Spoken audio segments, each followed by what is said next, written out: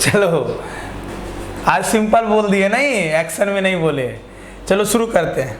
तो हम लोग पिछले लाइव क्लास में कॉन्टिन्यूअस डिस्ट्रीब्यूशन ऑफ चार्ज के द्वारा क्वेश्चन बनाना शुरू किए थे, है ना।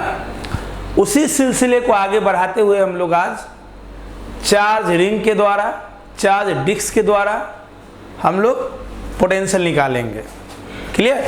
आइए समझते हैं चीज़ों को। और ये डेरिवेशन एग्जाम में भी पूछा जा सकता है।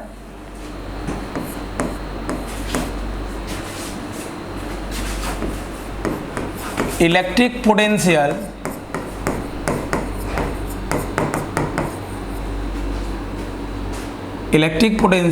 एट अ पॉइंट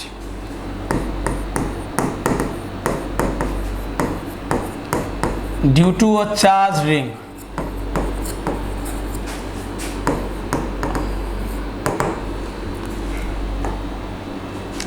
मान लीजिए रिंग है, इस पे चार्ज कंटिन्यूअस रूप से फैला हुआ है। देखो अभी तक हम लोग पॉइंट चार्ज के द्वारा पोटेंशियल निकाल रहे थे। अब कंटिन्यूअस डिस्ट्रीब्यूशन के द्वारा हम लोग इलेक्ट्रिक पोटेंशियल निकालेंगे। कंटिन्यूअस डिस्ट्रीब्यूशन का मतलब हो गया स्टैंडर्ड चार्ज। पढ़ाए थे ना पहला चैप्टर में, पॉइंट चार्ज, स्टैंडर्ड चार्ज, है ना। और स्टैंडर्ड चार्ज को ही हम लोग कॉन्टिन्यूअस डिस्ट्रीब्यूशन ऑफ चार्ज बोलते हैं। याद करो, वहाँ भी रिंग पर चार्ज लिए थे, उसके द्वारा इलेक्ट्रिक फील्ड निकाले थे। आर्क पे चार्ज लिए थे, सेमी सर्कुलर रिंग पे चार्ज लिए थे, है ना। तो बहुत सारा काम हम लोग करके आए हैं। बस वहाँ पे इलेक्ट्रिक फील्ड निकालते थे और यहाँ पे इलेक्ट्रिक पोटेंशियल निकालेंगे बस। एक चीज़ और याद रखना, क्योंकि हम टॉपिक दिए हैं electric potential at a point due two point charge के द्वारा तो हम लोग पढ़ चुके, वो समाप्त हो गया। Electric potential at a point due to a charge ring, इसका मतलब हो गया कि चार्ज यूनिफॉर्मली फैला हुआ रहे चाहे नॉन यूनिफॉर्मली फैला हुआ रहे, आंसर सेम होगा। इस रिंग के द्वारा आप कहीं भी निकालिएगा इलेक्ट्रिक पोटेंशियल, इस रिंग के सेंटर पे निकालिए, चाहे सेंटर से किसी डिस्टेंस पे निकालिए, किसी भी पॉइंट पे अगर आप इलेक्ट्रिक पोटेंशियल निकालिएगा तो आंसर सेम होगा, चाहे चार्ज यूनिफॉर्मली फैला हो या नॉन यूनिफॉर्मली हो। बस ये कॉन्टिन्यूअस डिस्ट्रीब्यूशन ऑफ चार्ज है, ये स्टैंडर्ड चार्ज है, इसलिए ऐसा होगा। मतलब चार्ज लगातार रहे फैला हुआ तो भी उतना ही आंसर होगा, चार्ज एक जगह ज्यादा रहे एक जगह कम रहे तो भी आंसर उतना ही रहेगा। ऐसा इसलिए होगा कि यह पॉइंट चार्ज नहीं है, ये स्टैंडर्ड चार्ज है। मतलब अगर चार्ज रिंग के द्वारा आपको कहीं पे पोटेंशियल निकालना हो तो चार्ज रिंग यूनिफॉर्मली डिस्ट्रीब्यूटेड रहे, मतलब रिंग पर चार्ज यूनिफॉर्म रूप से रहे चाहे नॉन यूनिफॉर्म रूप से रहे, आंसर सेम आएगा। तो ये रिंग ले लिए, तो इस रिंग का रेडियस मान लो r है और इसके सेंटर से x डिस्टेंस पे कोई पॉइंट P है जहाँ पे पोटेंशियल मुझे चाहिए, P पॉइंट पे पोटेंशियल चाहिए। ठीक है, दो मेथड से समझाते हैं। मान लो ये मेथड 1 है, ये मुझे P पॉइंट पे पोटेंशियल चाहिए, ठीक है ना। तो हम लोग क्या करते हैं, पूरे रिंग के द्वारा न निकाल के एक एलिमेंटल सेक्शन लेते हैं और इस पे एलिमेंटल चार्ज कितना है, इस पे एलिमेंटल चार्ज है dq। अब इस एलिमेंटल चार्ज के द्वारा अगर हम यहाँ पे पोटेंशियल निकाल लेंगे P पॉइंट पे तो पूरे बॉडी पे निकाल सकते हैं। तो लिख सकते हैं इलेक्ट्रिक पोटेंशियल है ना at a point P due to elemental charge dq। अगर हम इस एलिमेंटल चार्ज dq के द्वारा अगर हम ये एलिमेंटल चार्ज dq के द्वारा अगर ये dq के द्वारा P पॉइंट पर हम अगर पोटेंशियल निकाल लेते हैं तो फिर पूरे बॉडी के निकालने के लिए इंटीग्रेशन कर देंगे। क्यों भाई इंटीग्रेशन करेंगे? क्या ऐसा एलिमेंटल चार्ज या एलिमेंटल सेक्शन पूरे रिंग पे हम बहुत जगह ले सकते हैं। सिंपल सोचो, इस dq के द्वारा इस पॉइंट में पोटेंशियल क्या होगा, जैसे मान लो ये कोई चार्ज से, किसी चार्ज से r डिस्टेंस पे पोटेंशियल क्या होता है, 1/4 पाई एप्सिलॉन नॉट q/r। तो भैया एलिमेंटल सेक्शन पे जो हम चार्ज एलिमेंटल लिए हैं dq, वो भी तो बिहेव कर रहा है। आप ध्यान से सोचो, इस एलिमेंटल सेक्शन पे जो dq चार्ज है, तो वो सेक्शन इतना छोटा है, वो इतना छोटा है, इतना छोटा है, वो आपको ना दिख रहा बहुत बड़ा ये एलिमेंटल। जैसे मान लो ये रिंग पे चार्ज है, ये रिंग है, रिंग पे चार्ज फैला हुआ है, और इस रिंग के सेंटर से किसी डिस्टेंस पे मुझे पोटेंशियल चाहिए। तो पूरे रिंग के द्वारा निकालने के लिए हम एक एलिमेंटल सेक्शन लेते हैं। तो जो एलिमेंटल सेक्शन कहीं पे हम लेंगे, वो इतना छोटा होता है, इतना छोटा होता है, इतना छोटा होता है कि जस्ट लाइक पॉइंट चार्ज की तरह वो बिहेव करता है, just behaves like a point charge. तो जैसे पॉइंट चार्ज से r डिस्टेंस पे पोटेंशियल होता है 1/4 pi epsilon not q/r, similarly ये dq चार्ज जो एलिमेंटल चार्ज है, वो ऐसे सेक्शन पे लिया गया है कि वो बहुत बहुत बहुत बहुत बहुत बहुत छोटा है। मतलब ये dq चार्ज रिंग के एक ऐसे इंस्टेंट पे है, ये dq चार्ज रिंग के एक ऐसे पॉइंट पे है जो वो पॉइंट चार्ज की तरह बिहेव करवाता है। मतलब हम बोल सकते हैं जैसे q चार्ज से r डिस्टेंस पे पोटेंशियल इतना होता है, तो dq चार्ज से p पॉइंट का पोटेंशियल क्या होगा, क्या होगा, क्या होगा, पोटेंशियल हो जाएगा dv। चार्ज है dq तो पोटेंशियल भी dv लिखेंगे, क्या हो जाएगा 1/4 pi epsilon not dq by distance. Distance कितना होगा, ये x ये r, ये हो जाएगा √r² प्लस x², ये x ये r, ये हो जाएगा √r² प्लस x², बस r² प्लस x² √। ये हो गया एलिमेंटल चार्ज के द्वारा जो एलिमेंटल सेक्शन पे लिया गया था रिंग पर। तो ऐसा एलिमेंटल सेक्शन हम कितना ले सकते हैं, इनफिनिट ले सकते हैं पूरे रिंग पे, यहाँ ले सकते हैं, यहाँ ले सकते हैं, यहाँ ले सकते हैं, यहाँ ले सकते हैं, यहाँ ले सकते हैं, यहाँ ले सकते हैं, यहाँ पे ले सकते हैं, यहाँ पे ले सकते हैं, यहाँ पे ले सकते हैं, हर जगह ले सकते हैं। बस इंटीग्रेट कर देते हैं दोनों तरफ, कहाँ से कहाँ, कहाँ से कहाँ इंटीग्रेट होगा भाई, है ना, कहाँ से कहाँ इंटीग्रेट होगा, पूरे बॉडी का। ध्यान से देखो, ध्यान से देखो, ध्यान से देखो, ध्यान से देखो, ध्यान से देखो, ध्यान से देखो, ध्यान से देखो, ध्यान से देखो, ध्यान से देखो, है ना, ध्यान से देखो। लिमिट जो हो जाएगा वो हो जाएगा 0 से q। मान लो इस पे जब कोई चार्ज नहीं था तो चार्ज 0 था, और जब पूरा चार्ज फैल गया तो इस पूरे रिंग पे जो चार्ज है वो है q, इस पूरे रिंग पे जो चार्ज है वो q है। बताइए इस रिंग पे टोटल चार्ज कितना है q, तो लिमिट हो जाएगा 0 से q। dv का पोटेंशियल भी, इसमें जो जो कांस्टेंट है बाहर निकल जाएगा, तो कांस्टेंट हो जाएगा 1/4 pi epsilon not √r² plus x² constant, ये पूरा बाहर निकल जाएगा, सिर्फ dq अंदर रहेगा।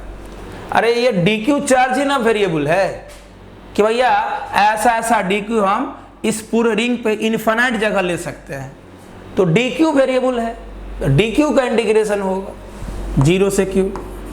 कहोगे सर ये वाला टर्म्स क्या है, आप बाहर निकालें, ये कांस्टेंट है क्या, यस कांस्टेंट है भैया, ये बदल नहीं सकता है, ये रेडियस बदलेगा नहीं, रिंग का रेडियस बदलेगा नहीं।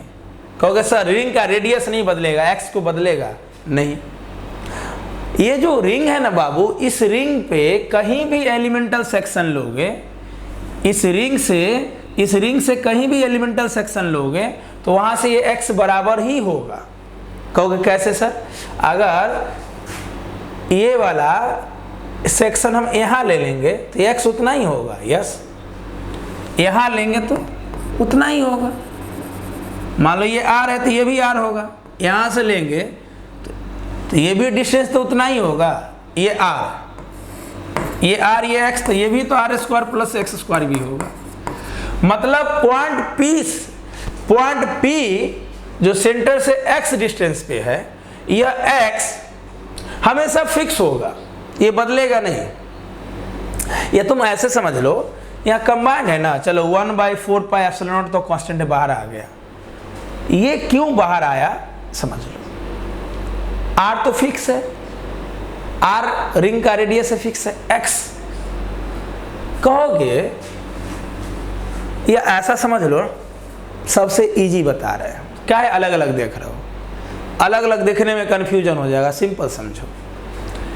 ये क्या है, ये एलिमेंटल चार्ज से डिस्टेंस पॉइंट P का जहां पे पोटेंशियल निकालना है। ये क्या है, ये क्या है, ये है एलिमेंटल चार्ज से उस पॉइंट का डिस्टेंस जिस पॉइंट पे पोटेंशियल चाहिए। तो ये फिक्स क्यों है, हमको यही निकालना है कि r√r² प्लस x² क्यों बाहर आ गया इंटीग्रेशन से, सिंपल समझो। अभी एलिमेंटल चार्ज यहाँ लिए हैं तो भी P पॉइंट इतना ही दूरी पे होगा, अगर यही एलिमेंटल चार्ज हम नीचे लेते तो भी उतना ही दूरी पे होता, सिमेट्री के कारण। चलो कोई बोलेगा सर हम यहाँ नहीं यहाँ लेंगे, यहाँ पे लेंगे एलिमेंटल चार्ज, सर यहाँ लेंगे, तो सर अगर यहाँ से P पॉइंट ये दूरी पे है तो सर यहाँ से ना होगा, सर यहाँ से तो अलग दूरी पे हो जाएगा, ये नहीं होगा। ये जो रिंग है ना वो 3D रिंग है, मान लो 3D रिंग है, 3D रिंग हवा में रखा हुआ है, इस अगर ये रिंग 3D है तो ये रिंग के किसी भी पॉइंट पर एलिमेंटल सेक्शन लोगे, यानी इस रिंग पर कहीं भी एलिमेंटल सेक्शन लोगे तो उस एलिमेंटल सेक्शन से पॉइंट P हमेशा √r² प्लस x² की दूरी पर ही होगा। चूंकि आपका जो ये बोर्ड है ये तो 2 डायमेंशनल है और जो रिंग बना है वो 3 डायमेंशनल रिंग है, इसलिए आपको नहीं दिख रहा है। इसलिए आपको लगेगा कि सर अगर हम DQ यहाँ लेंगे तो यहाँ से P पॉइंट अलग दूरी पे होगा और यहाँ लेंगे तो अलग दूरी पे होगा। ये आपका सोचना बिल्कुल सही है, लेकिन जो रिंग हम लोग लिए हैं वो 3D रिंग है। और अगर मान लो हवा में कोई 3D रिंग है, मान लो हवा में 3D रिंग है, मान लो यहाँ पे कोई रिंग रखा हुआ है, यहाँ पे कोई रिंग रखा हुआ है, फील करो तुम्हारे आंख के सामने कोई रिंग हवा में स्पेस में रखा हुआ है, ऐसे रखा हुआ है, वर्टिकल रखा हुआ है, ठीक है। और मान लो इस पॉइंट पे रिंग यहाँ पे रखा हुआ है, रिंग यहाँ पे रखा हुआ है और रिंग के सेंटर से इस पॉइंट पे पोटेंशियल चाहिए, रिंग पे पूरा चार्ज फैला हुआ है, तो पूरा रिंग के द्वारा इस पॉइंट पे पोटेंशियल निकालने के लिए एलिमेंटल सेक्शन लेना पड़ेगा। तो एलिमेंटल सेक्शन कहीं लोगे ना तो उस एलिमेंटल सेक्शन से जिस पर चार्ज DQ मानोगे आप, वहां से ये पॉइंट सेम दूरी पे होगा, क्योंकि ये रिंग 3D है इसलिए। क्लियर? अब कर लेते हैं सॉल्व। क्या हो जाएगा, यहां से आगे बढ़ो, V बराबर सिंपल DQ का इंटीग्रेशन Q हो जाएगा, लिमिट 0 से Q है तो ये पूरा इंटीग्रेशन हो जाएगा Q। आंसर क्या हो जाएगा after solving, 1/4 pi epsilon not Q by √r² plus x², यही हो जाएगा आंसर। तो अगर चार्ज रिंग के द्वारा, अगर कोई रिंग है, रिंग पर चार्ज फैला हुआ है और उसके सेंटर से x डिस्टेंस पे कोई पॉइंट P ले ले, बोलेगा यहाँ पे पोटेंशियल बताइए, तो पोटेंशियल हो जाएगा 1/4 pi epsilon not Q by √r² plus x², जहाँ r इस रिंग का रेडियस है और x वो डिस्टेंस है जो सेंटर से लिया गया है। आया समझ में? जल्दी बोलो, क्लियर है यहां तक?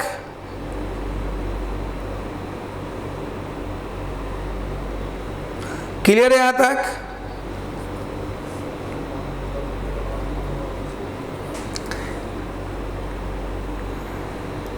बाबू आप लोग को पहले ही नहीं बोलना चाहिए कि सर डीपीपी आज सॉल्व करना था। अब मेरे पास इतना बैच रहता है ऑनलाइन में कि ध्यान नहीं था।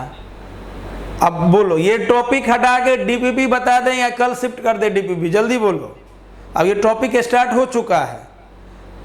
हम संडे वाले क्लास में बोले थे कि मंडे को डीपीपी सॉल्व करवाएंगे और भी ढेर सारा क्वेश्चन, तो जल्दी बोलो ये टॉपिक हटा दें और डीपीपी शुरू कर दें, या कल वाले में डीपीपी शुरू से करते हैं, उसका अलग सेक्शन आने दें। एक लेक्चर में डीपीपी और ढेर सारा क्वेश्चन आने दें, जल्दी बोलो। हम मैसेज इसलिए नहीं देखे बाबू, तो जब हम पढ़ाने लगे जब हम पढ़ाने लगे तो उस समय थोड़े मैसेज देख पाएंगे। हाँ, जब पढ़ा लेते हैं, समझा देते हैं, बोर्ड पर भर देते हैं लिख के, तब देखते हैं। तो जब भी हम पढ़ा रहे हो ना, उस समय मैसेज करने का कोई मतलब नहीं रहेगा, हम देख ही नहीं पाएंगे।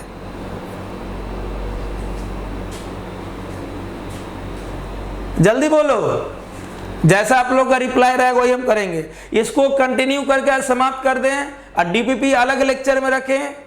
आप लोगों को याद दिलवाना चाहिए पहले, जैसे ही हम बोलते हैं मेरे प्यारे छात्रों कैसे हैं आप लोग, उसी समय बोलना चाहिए, है ना। चलो ठीक है, सब लोग का विचार है कल, है ना। चलो ठीक, ये वाला समझ में आया, जल्दी बोलो। और रिकॉर्डेड वीडियो वाले भी सुन लो, डीपीपी कल पूरा सॉल्व करवा देंगे और बहुत सारा ढेर सारा क्वेश्चन भी। आते ही जैसे ही लाइव होंगे लिख देना कि सर डीपीपी। यहां तक क्लियर है?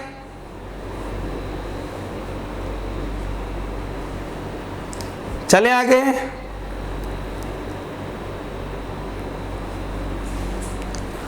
ले लिए हो स्क्रीनशॉट, जैसे ही हम लिख के हटे स्क्रीनशॉट ले लिया कर।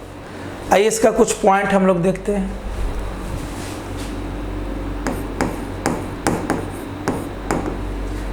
मान लो हम ये रिंग लिए, इस पे चार्ज फैला हुआ है कॉन्टिन्यूस रूप से, जिसको आप स्टैंडर्ड चार्ज बोलते हो। इसका रेडियस r है और सेंटर से x दूरी पे कोई पॉइंट P था जहाँ पे पोटेंशियल आया 1/4 pi epsilon not Q by root under R square plus x square. हम चाहते हैं at the centre, at the centre में पोटेंशियल क्या होगा, एट द सेंटर पे, at the centre of the ring या at the centre of the charge ring. Charge ring के centre पे क्या होगा पोटेंशियल, उसके लिए पुट x बराबर 0।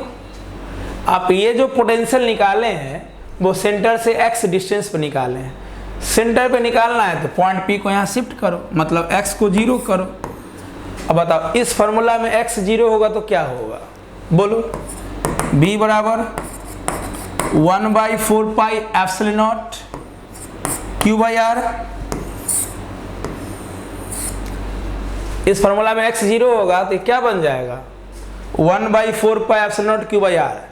ध्यान से देखो, ध्यान से देखो, किसी चार्ज से r डिस्टेंस से पोटेंशियल होता है 1/4 pi epsilon not Q by R होता है। क्या ये फार्मूला और ये फार्मूला मैच नहीं कर रहा है? बिल्कुल मैच कर रहा है।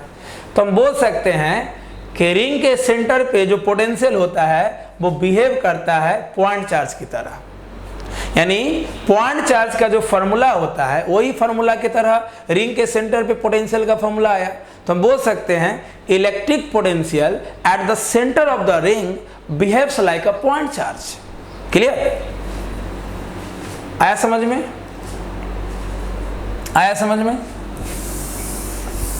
नेक्स्ट,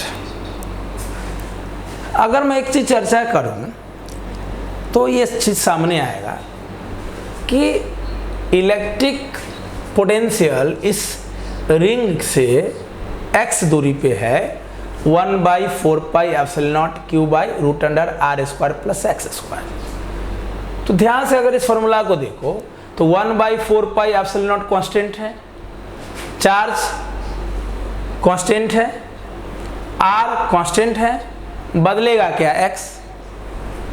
हो सकता है हम सेंटर से और दूरी पे चले जाएं, 1 किलोमीटर पे चले जाएं, यानी अगर ये x बदलेगा तो पोटेंशियल बदलेगा। और चूंकि x नीचे में है, वो भी रूट अंडर में है, तो x अगर ज़्यादा होगा तो पोटेंशियल कम होगा और x कम होगा तो पोटेंशियल ज़्यादा होगा। और अंदर में कितना आया, रिंग के सेंटर पे पोटेंशियल आया 1/4 pi epsilon not Q by R। तो रिंग के सेंटर पे जो पोटेंशियल है 1/4 पाई एप्सिलॉन नॉट, ये तो कांस्टेंट है, Q कांस्टेंट है, R कांस्टेंट है। इसका मतलब है कि ये जो रिंग है, जो चार्ज रिंग है, उस चार्ज रिंग के सेंटर पे पोटेंशियल न बढ़ेगा ना घटेगा, क्योंकि ये तो किसी पे डिपेंड ही नहीं कर रहा है। कोई भी फार्मूला तुम डिराइव करते हो या प्रूव करते हो तो तो वो फार्मूला किस पे डिपेंड करता है? वेरिएबल पे। जैसे यहाँ पे ये x वेरिएबल है, उस पर डिपेंड कर रहा है। x बढ़ेगा तो पोटेंशियल कम होगा, ये कम होगा तो ये ज़्यादा होगा। लेकिन इस फार्मूला में तो ये तो किसी पे डिपेंड करेगा ही नहीं। भैया ये कांस्टेंटे है, ये वाला कांस्टेंटे है, ये कांस्टेंटे है, ये कांस्टेंटे है, तो डिपेंड कहाँ करेगा? मतलब इस केस में पोटेंशियल मैक्सिमम होगा, है ना, मैक्सिमम पोटेंशियल होगा। Maximum potential at the center of the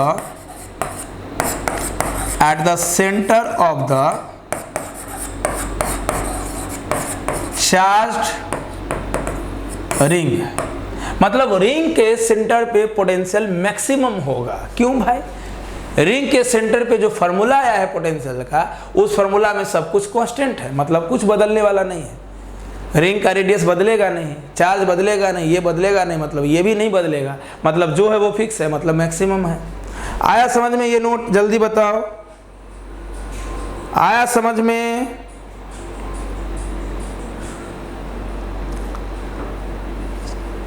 अब इस पे ग्राफ देखते हैं। आया?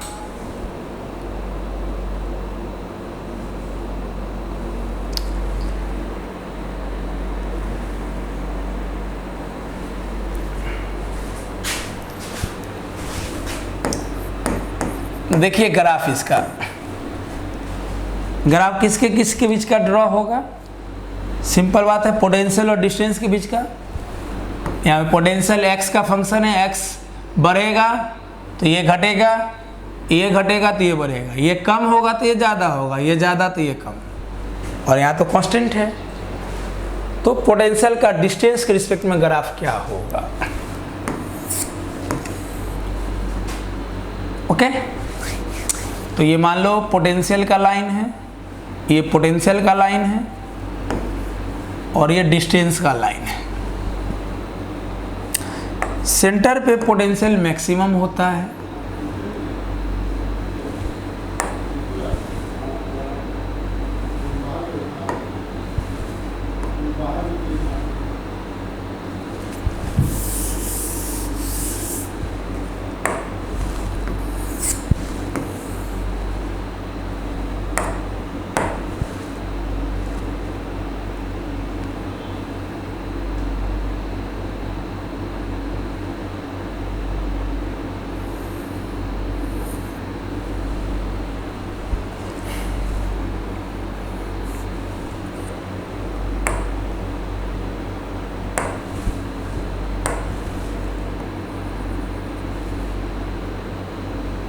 देखो ध्यान से।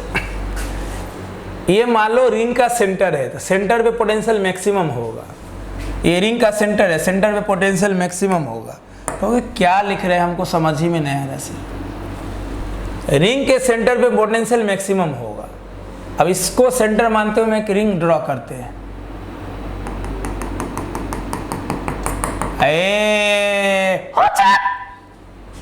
देखो रिंग भी बना लिए ग्राफ को विजुलाइज करने के लिए। तो रिंग के सेंटर पे पोटेंशियल मैक्सिमम होगा, रिंग के सेंटर पे पोटेंशियल मैक्सिमम होगा। अब वो मैक्सिमम पोटेंशियल कितना होगा? 1/4 pi epsilon not Q by R, जहाँ R इस रिंग का रेडियस होगा, ये रेडियस होगा, है कि नहीं? ये V का लाइन है और ये X का लाइन है। अब V के लाइन पे ही R है, अब ये पूरा V होगा, ये पूरा V होगा तो ये R होगा उसमें से। अब देखो सेंटर पे पोटेंशियल मैक्सिमम होगा। अब सेंटर से तुम दाएं जाओ चाहे बाएं जाओ पोटेंशियल घटेगा। सेंटर से तुम दाएं जाओ चाहे बाएं जाओ पोटेंशियल घटेगा। क्यों भाई? अगर ये x बढ़ेगा तो पोटेंशियल घटेगा। मतलब सेंटर से जैसे जैसे दूर जाओगे, क्या है भाई, ये रिंग है, रिंग के सेंटर से x डिस्टेंस पे ये फार्मूला होता है, रिंग के सेंटर से x डिस्टेंस पे ये पोटेंशियल होता है। तो अगर तुम x बढ़ाओगे ना तो ये घटेगा। मतलब रिंग के सेंटर पे जो भी पोटेंशियल होगा वो मैक्सिमम होगा, रिंग के सेंटर पे जो भी पोटेंशियल होगा वो मैक्सिमम होगा। अब सेंटर से तुम इधर लेफ्ट जाओ चाहे राइट जाओ पोटेंशियल घटेगा। क्लियर? रिंग के सेंटर से तुम लेफ्ट जाओ चाहे राइट जाओ पोटेंशियल घटेगा, बिल्कुल, है ना? घटेगा, ये घटने का है, घटने का है ये। तो रिंग के सेंटर से तुम दाएं जाओ चाहे बाएं जाओ पोटेंशियल घटेगा, सेंटर पे मैक्सिमम होगा।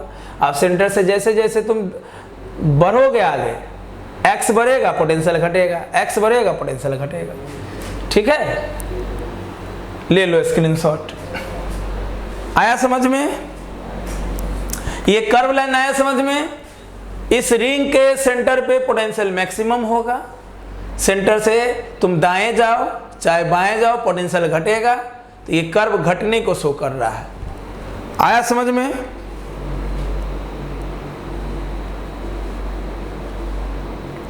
क्लियर है? जल्दी बताओ, जल्दी। क्लियर है ये कॉन्सेप्ट? आप लोग रिप्लाई क्यों नहीं कर रहे हो? जल्दी लिखो हाँ या ना। क्या मैं आगे बढ़ूं? क्लियर है? चलो, तो ये तो फर्स्ट मेथड था। फर्स्ट मेथड से फार्मूला नोट ग्राफ देख लियो। सेकेंड मेथड से प्रूव करते हैं। मेथड 2, क्वेश्चन वही रहेगा कि कोई रिंग है जिस पर चार्ज फैला हुआ है, उसके द्वारा मुझे पोटेंशियल चाहिए किसी पॉइंट पे जो सेंटर से x दूरी पे। तो मान लो ये रिंग है,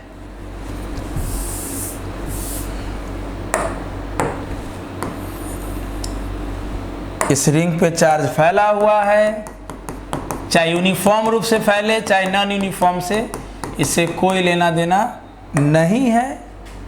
ओके, इसका रेडियस r है, सेंटर से x दूरी पे कोई पॉइंट P लिया गया जिस पॉइंट पे पोटेंशियल चाहिए। तो याद करो इस चैप्टर का पहला लेक्चर कि किसी भी पॉइंट पर पोटेंशियल चाहिए किसी बॉडी के द्वारा, किसी पॉइंट चार्ज के द्वारा, तो उस पॉइंट पे हम इन्फिनिटी से यूनिट पॉजिटिव चार्ज को लेके आते हैं। तो इन्फिनिटी से यूनिट पॉजिटिव चार्ज, इन्फिनिटी से यूनिट पॉजिटिव चार्ज को लाने में, इन्फिनिटी से यूनिट पॉजिटिव चार्ज को लाने में जो हम लोग वर्क डन करेंगे, वो वर्क डन को इस चार्ज से डिवाइड कर दो, इस पॉइंट पे पोटेंशियल निकल जाएगा, है कि नहीं? इन्फिनिटी से यूनिट पॉजिटिव चार्ज को इस गिवन पॉइंट पर लाने में जो work done by external agent होगा, वही work done by external agent per unit charge को ही हम लोग पोटेंशियल बोलते हैं। सिंपल, हम लोग चार्ज को यहाँ से यहाँ ला रहे हैं। तो याद करो पोटेंशियल डिफरेंस और इलेक्ट्रिक फील्ड में क्या रिलेशन था? पोटेंशियल डिफरेंस और इलेक्ट्रिक फील्ड में क्या रिलेशन था? क्या होता है पोटेंशियल डिफरेंस? अगर फाइनल माइनस इनिशियल करते हो तो इन्फिनिटी से ला रहे हैं P पॉइंट पे, तो ये इनिशियल ये फाइनल, तो VP माइनस V इन्फिनिटी। आप चार्ज को इन्फिनिटी से P पॉइंट पे ला रहे हो, तो ये दोनों के बीच का पोटेंशियल डिफरेंस कितना होगा? VP minus V infinity. अरे ये फाइनल होगा, ये इनिशियल होगा, तो initial minus final minus initial, तो P पॉइंट का potential VP final potential, infinity point का पोटेंशियल इन्फिनिटी, तो V इन्फिनिटी। ये हो गया पोटेंशियल डिफरेंस। पोटेंशियल डिफरेंस क्या होता है बताइए? Minus integration of E dot dr। कहोगे सर इंटीग्रेशन क्या है दिए? तो बाबू हर पॉइंट पे फोर्स, सिंपल सोचो, सिंपल सोचो, इस इन्फिनिटी से इस चार्ज को हम उठा के लाएंगे यहाँ से यहाँ, डायरेक्ट तो नहीं ला रहे हैं, हर पॉइंट को ट्रेवल करवाते हुए ला रहे हैं। तो अगर इस चार्ज को हम यहाँ पे लाए, यहाँ पे लाए, यहाँ पे लाए, यहाँ पे लाए, यहाँ पे लाए, यहाँ पे लाए, तो हर पॉइंट पे फोर्स अलग अलग लगेगा ना, हर पॉइंट पे फोर्स अलग अलग लगेगा। इस कॉन्टिन्यूअस चार्ज के द्वारा इस चार्ज पे जो फोर्स लगेगा हर पॉइंट पे वो अलग अलग लगेगा। या यहाँ पे जो कॉन्टिन्यूअस चार्ज का डिस्ट्रीब्यूशन है, यहाँ पे जो कॉन्टिन्यूअस चार्ज का डिस्ट्रीब्यूशन है, उसका जो फील्ड होगा वो हर पॉइंट पे अलग अलग होगा। तो जब फोर्स वेरिएबल हो या फील्ड वेरिएबल हो तो हम लोग इंटीग्रेशन लगा देते हैं। ये चीज़ हम आपको पहले भी पढ़ाए हैं।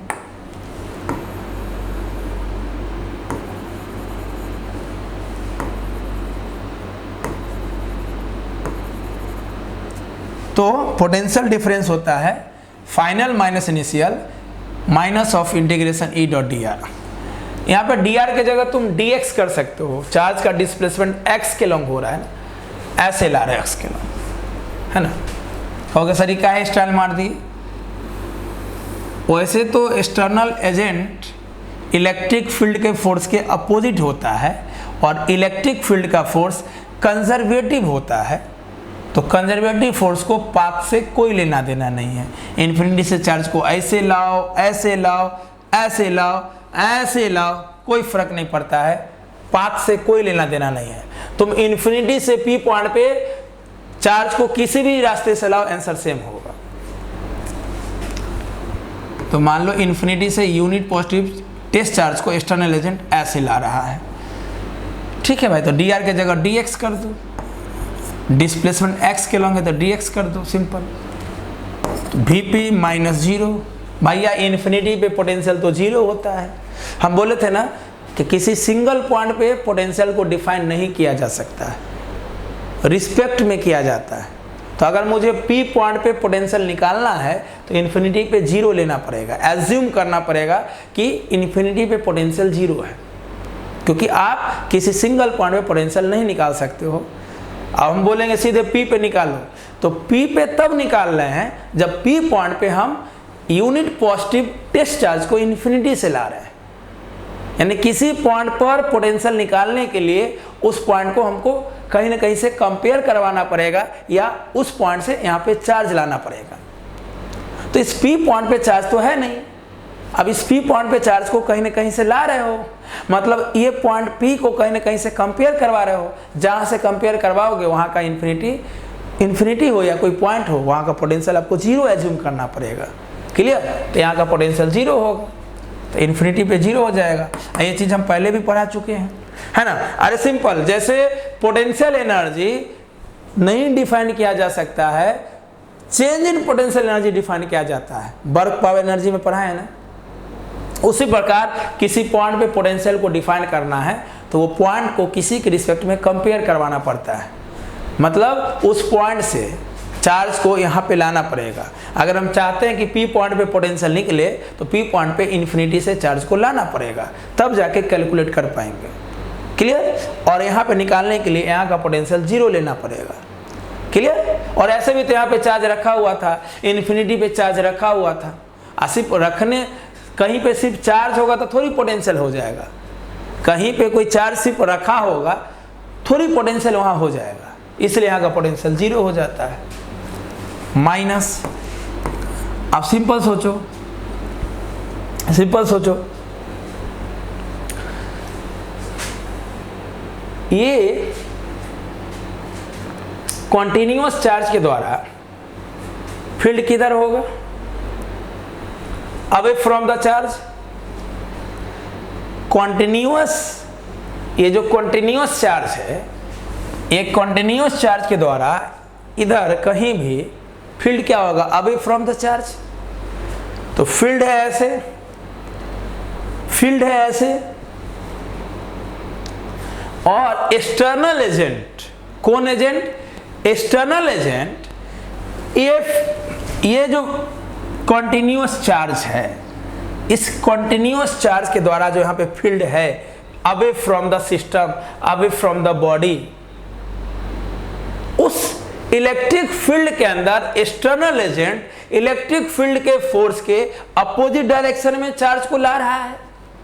शुरू से तुम यही देखते ला रहे हैं, किसी भी पॉइंट में, किसी भी पॉइंट पे जाओगे, ये पूरे ये जितना सारा चीज दिख रहा है, कहीं पे भी इलेक्ट्रिक फील्ड क्या होगा, अवे फ्रॉम, क्योंकि यहाँ पे प्लस चार्ज है, प्लस चार्ज के द्वारा इलेक्ट्रिक फील्ड किसी पॉइंट पे अवे फ्रॉम द चार्ज होता है, अवे फ्रॉम द बॉडी होता है।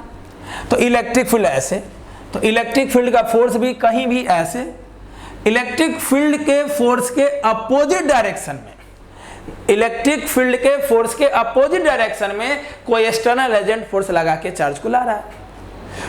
तो एक्सटर्नल एजेंट के फोर्स के डायरेक्शन में डिस्प्लेसमेंट हो रहा है। तो यहां पे डॉट के बदले जो cos थीटा होगा वो cos जीरो होगा, इसलिए जीरो होगा कि हम इसको एक्सटर्नल एजेंट के रिस्पेक्ट में देख रहे हैं, हम इसको फील्ड के रिस्पेक्ट में नहीं बना रहे, एक्सटर्नल एजेंट के रिस्पेक्ट में बना रहे हैं। और पहले भी तुम देखे हो ना, पहला लेक्चर में देखे हो, तीसरा लेक्चर में देखा होगा, सारा काम तो यही हो रहा है उस दिन से। इसी पे तो काम ही हम लोग कर रहे हैं कि इस पूरे चीज को हम लोग एक्सटर्नल के रिस्पेक्ट में देखते हैं। एक्सटर्नल फोर्स कहाँ लगा रहा है, फील्ड का फोर्स ऐसे होगा तो एक्सटर्नल का फोर्स उसके पीछे होगा। मतलब एक्सटर्नल एजेंट का फोर्स मैग्नीट्यूड में फील्ड वाले फोर्स के बराबर होगा। एक्सटर्नल एजेंट का फोर्स मैग्नीट्यूड में इलेक्ट्रिक फील्ड के फोर्स के बराबर होगा, बट डायरेक्शन में अपोजिट होगा। क्लियर बात आ रही है समझ में? और इसलिए डॉट के बदले cos θ और cos 0 इसलिए हो रहा है कि हम एक्सटर्नल एजेंट के रिस्पेक्ट में बना रहे हैं। एक्सटर्नल एजेंट के रिस्पेक्ट में फोर्स और डिस्प्लेसमेंट का डायरेक्शन सेम होगा, जिसके कारण cos 0 हो जाएगा। cos 0 1, तो पोटेंशियल एट पॉइंट P बराबर माइनस ऑफ E dx। ठीक है, अब ध्यान से देखो, किसी भी रिंग मतलब यूनिफॉर्मली चार्ज रिंग के द्वारा, याद करो ये रिंग है, इस पे चार्ज फैला हुआ है, कॉन्टिन्यूअस डिस्ट्रीब्यूशन ऑफ चार्ज है, इसका रेडियस r है, इसके सेंटर से x डिस्टेंस पे कोई पॉइंट P लिए, तो इस P पॉइंट पे इलेक्ट्रिक फील्ड कितना होता था, याद करो क्या होता था electric field, 1/4 pi epsilon naught qx by r square plus x square के पावर 3/2। याद आया? अरे भाई यही चीज ना पहले पढ़े थे, यही चीज यहाँ पढ़ रहे, बस यहाँ पे फील्ड निकालते थे और यहाँ पोटेंशियल निकाल रहे हैं। तो कॉन्टिन्यूअस डिस्ट्रीब्यूशन ऑफ चार्ज का जो कॉन्सेप्ट हम लोग पहले चैप्टर में पढ़े थे, जिसमें बहुत सारे एग्जांपल लिए थे, रिंग भी लिए थे, रिंग पे चार्ज फैला हुआ है तो इसके सेंटर से x डिस्टेंस पे जाके कोई पॉइंट लेते थे जहाँ पे इलेक्ट्रिक फील्ड आता था 1/4 pi epsilon naught qx by r square plus x square के पावर 3/2। तो ध्यान से देखो ये E क्या है, electric field due to a ring ही ना होगा। हमको कहाँ चाहिए, P पॉइंट पे पोटेंशियल, तो जिस पॉइंट पे पोटेंशियल चाहिए उस पॉइंट पे आपको फील्ड मालूम होना चाहिए, अगर आप इस मेथड से बनाना चाहते हैं तब, नहीं तो आप इस मेथड से बनाइए, इस मेथड से बनाइए। अगर आपको इस मेथड से बनाना है, मेथड 1 से बनाना है, मेथड 1 से बनाना है, तब तो फील्ड का जरूरत नहीं है। मेथड 1 में फील्ड का जरूरत नहीं है, मेथड 1 में फील्ड का जरूरत नहीं है, मेथड 2 में फील्ड का जरूरत है। अगर आप मेथड 2 से पोटेंशियल निकालना चाहते हैं किसी पॉइंट पर किसी बॉडी के द्वारा, तो उस पॉइंट पर आपको फील्ड मालूम होना चाहिए। और चाहते हो कि नहीं हमको नहीं याद रखना है तो मेथड 1 से बनाओ। मेथड 1 में फील्ड से कोई लेना देना नहीं है, लेकिन मेथड 2 में इलेक्ट्रिक फील्ड से लेना देना है। मुझे जिस पॉइंट पर पोटेंशियल चाहिए किसी भी बॉडी के द्वारा, किसी भी कॉन्टिन्यूअस चार्ज डिस्ट्रीब्यूशन के द्वारा, तो उस पॉइंट पे मुझे फील्ड भी मालूम होना चाहिए। मेरा यहाँ पे क्या काम है, P पॉइंट पर पोटेंशियल निकालना रिंग के द्वारा। तो अगर हम P पॉइंट पर रिंग के द्वारा इलेक्ट्रिक पोटेंशियल निकालना चाहते हैं सेकेंड मेथड से, तो मुझे ये भी मालूम होना चाहिए कि इस पॉइंट पर electric field 1/4 pi epsilon naught qx by r square plus x square की पावर 3/2 होता है। अगर ये मालूम होगा तभी सेकेंड मेथड से आप बना पाओगे, वरना फर्स्ट मेथड जिंदाबाद। अब क्या, माइनस E dx, E का वैल्यू हम यहाँ पे लिख दिए हैं, पहले भी लेक्चर में जाके देख सकते हो ये कॉपी में, 1/4 pi epsilon not, 1/4 pi epsilon naught, ठीक है, 1/4 pi epsilon naught qx by r square plus x square के पावर 3/2 के पावर 3/2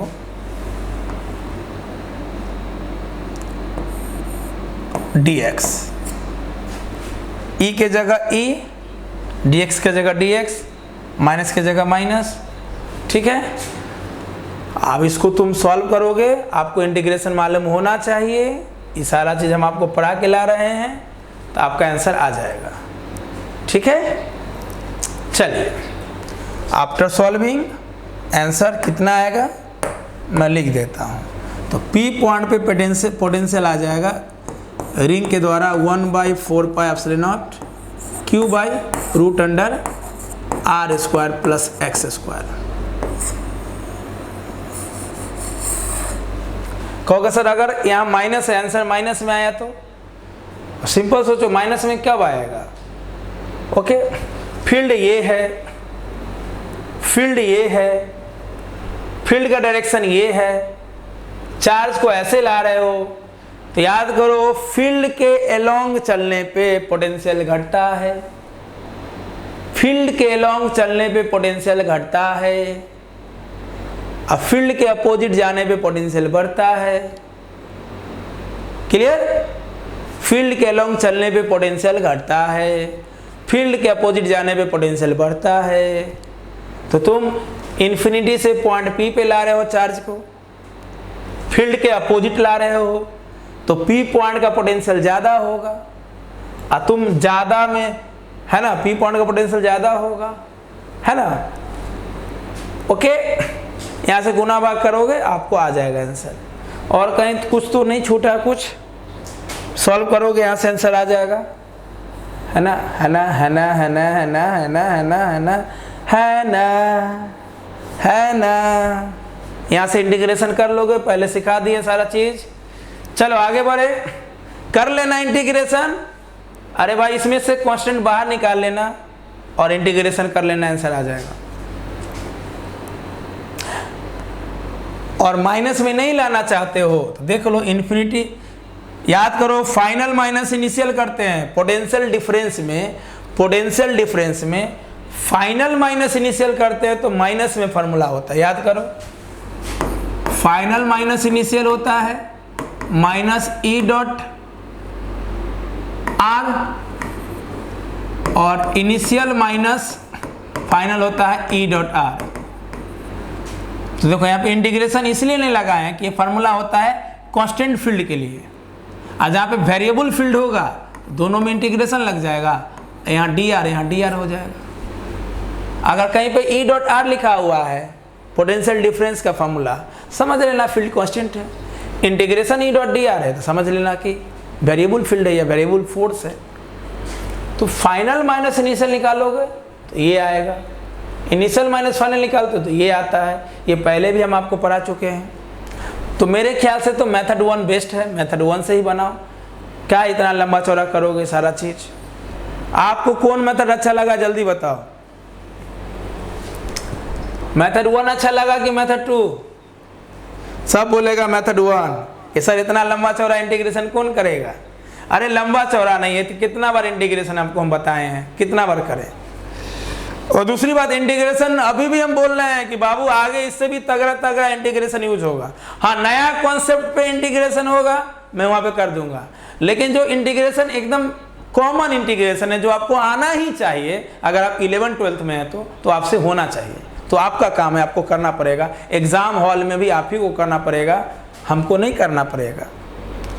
चलें आगे, तो मेथड 1 ही बेस्ट है, एग्जाम में मेथड 1 से ही बनाना, ठीक है ना। क्या है मेथड 2 में इलेक्ट्रिक फील्ड याद रखोगे, है ना। हम तो नॉलेज के लिए पढ़ा देते हैं। देखो मेरा लेक्चर का मतलब हो गया भोज, जब तुम भोज में जाते हो, पार्टी में जाते हो तो जो मन करता है खाते हो, तो मेरा भी लेक्चर वही है।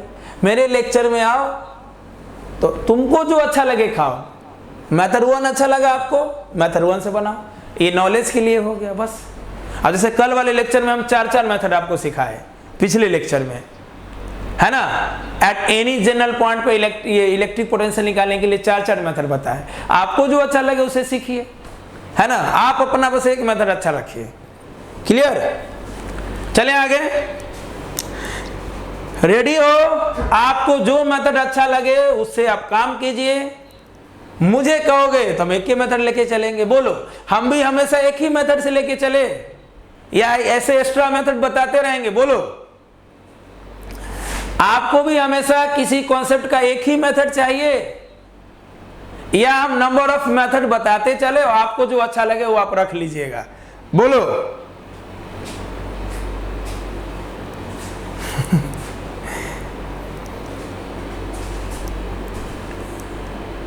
अरे भाई हम कोई चीज ऐसा पूछ देते हैं ना जिसमें आप लोग जवाब नहीं दे पाते हो।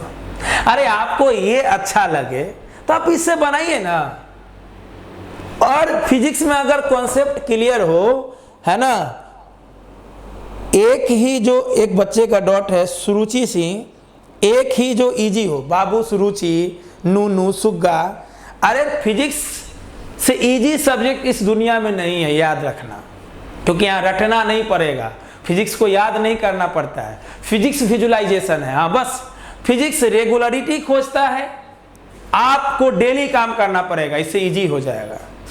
नहीं पढ़ने वालों के लिए दुनिया में सब कुछ हार्ड है, पढ़ने वालों के लिए सब कुछ इजी है। अब फिजिक्स कुछ ज्यादा ही इजी है अगर इसे रेगुलर वे में पढ़ा जाए। रेगुलर वे में पढ़ने का मतलब हो गया कि आज जो चीज हम पढ़ा रहे हैं इससे पहले सारा चीज आपको मालूम होना चाहिए। इस चैप्टर में हम जितना सारा चीज पढ़ाए हैं वो आपको एकदम एक चीज मालूम ही नहीं है, खन खन होना चाहिए, एकदम क्लियर, क्रिस्टल क्लियर होना चाहिए, तो चीजें आपको आसान लगेगी, हर मेथड आपको आसान लगेगा।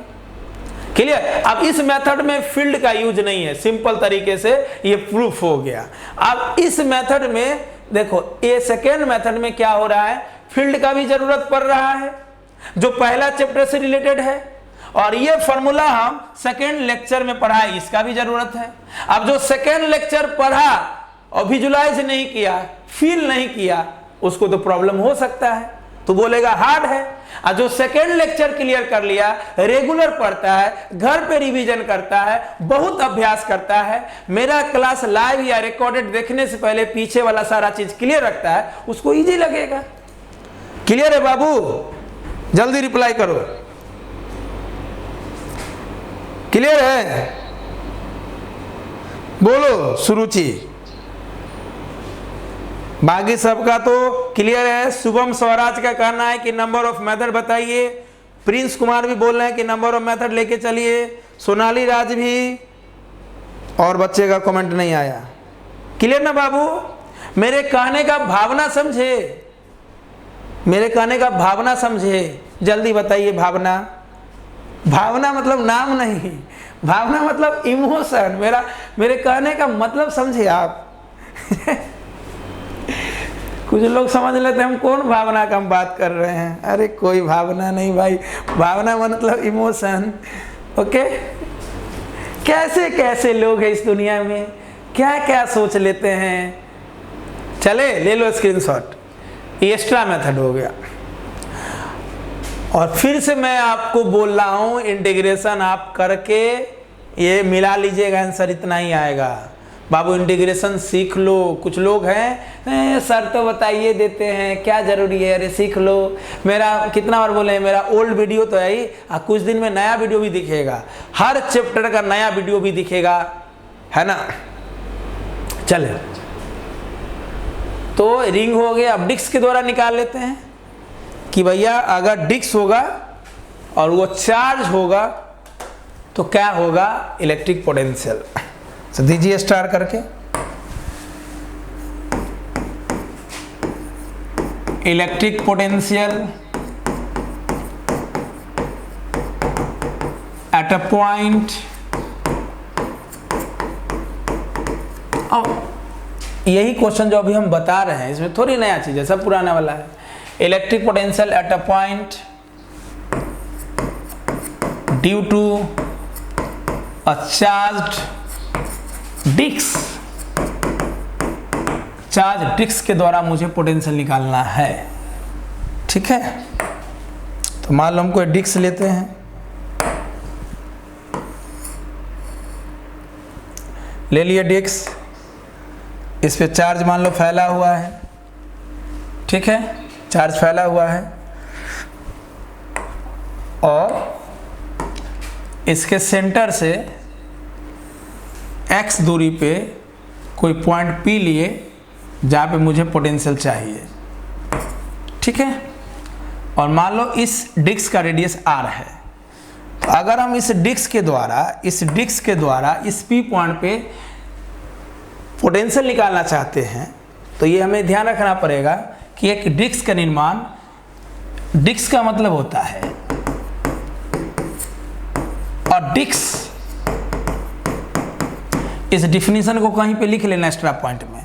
और डिस्क इज मेड ऑफ, और disc is made of infinite number of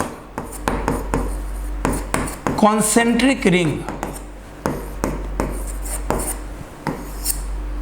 एक डिस्क का निर्माण बहुत सारे infinite number of concentric ring से होता है। रिंग रिंग रिंग रिंगा है, रिंग रिंग रिंगा। अगर रिंग के ऊपर रिंग रख दें, ring ring ring ring ring रिंगा, गाना सुनिए हो ना, रिंग रिंग रिंगा। तो अगर बहुत सारा रिंग रख दे जिसका सेंटर एक ही हो तो वो डिस्क बन जाता है। मतलब एक डिस्क में infinite number of concentric rings होते हैं। A disk is made of infinite number of concentric rings. Clear? ये वाला लिखना है तो कहीं पे लिख लो, ठीक है। चलो, तो अगर मुझे ये चार्ज, ये मान लो कोई डिस्क है जिस पे चार्ज फैला हुआ है, कॉन्टिन्यूस डिस्ट्रीब्यूशन ऑफ चार्ज है। मतलब हम लोग क्या कर रहे हैं आज, कॉन्टिन्यूस डिस्ट्रीब्यूशन ऑफ चार्ज के द्वारा कोई बॉडी है जिस पे चार्ज कॉन्टिन्यूस रूप से फैला हुआ है, चाहे वो रिंग हो, डिस्क हो, सेमी सर्कुलर रिंग हो या कोई आर्क हो, उस पे चार्ज फैला हो और किसी पॉइंट पर पोटेंशियल पूछ रहा है। तो कोई नया चीज़ तो नहीं कर रहे हैं, पहले फील्ड निकालते थे, आज पोटेंशियल निकाल रहे हैं।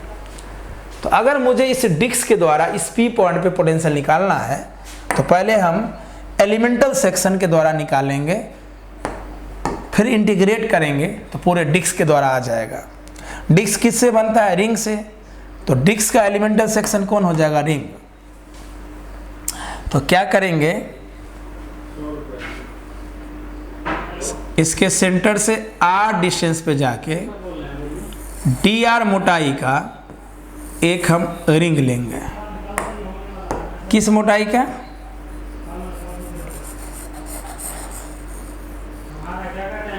डी आर मोटाई का। इस रिंग का मोटाई क्या है? D R. रेडियस क्या है? आर। और पूरे डिस्क का रेडियस है, पूरे डिस्क का रेडियस ले लो ना, कुछ भी, पूरे डिस्क का रेडियस मान लो कैपिटल आर है। तो सेंटर से आर डिस्टेंस पे जाके या आर रेडियस पे जाके डी आर मोटाई का एक रिंग लिए। अगर हम इस रिंग के द्वारा पी पॉइंट पे पोटेंशियल निकाल लिए, अगर हम इस एलिमेंटल रिंग के द्वारा पी पॉइंट पे पोटेंशियल निकाल लिए तो पूरे बॉडी पे निकाल सकते हैं इंटीग्रेशन के माध्यम से। क्यों भाई इंटीग्रेशन? तो भैया ये जो डिस्क दिख रहा है, इस डिस्क में infinite number of concentric rings होते हैं।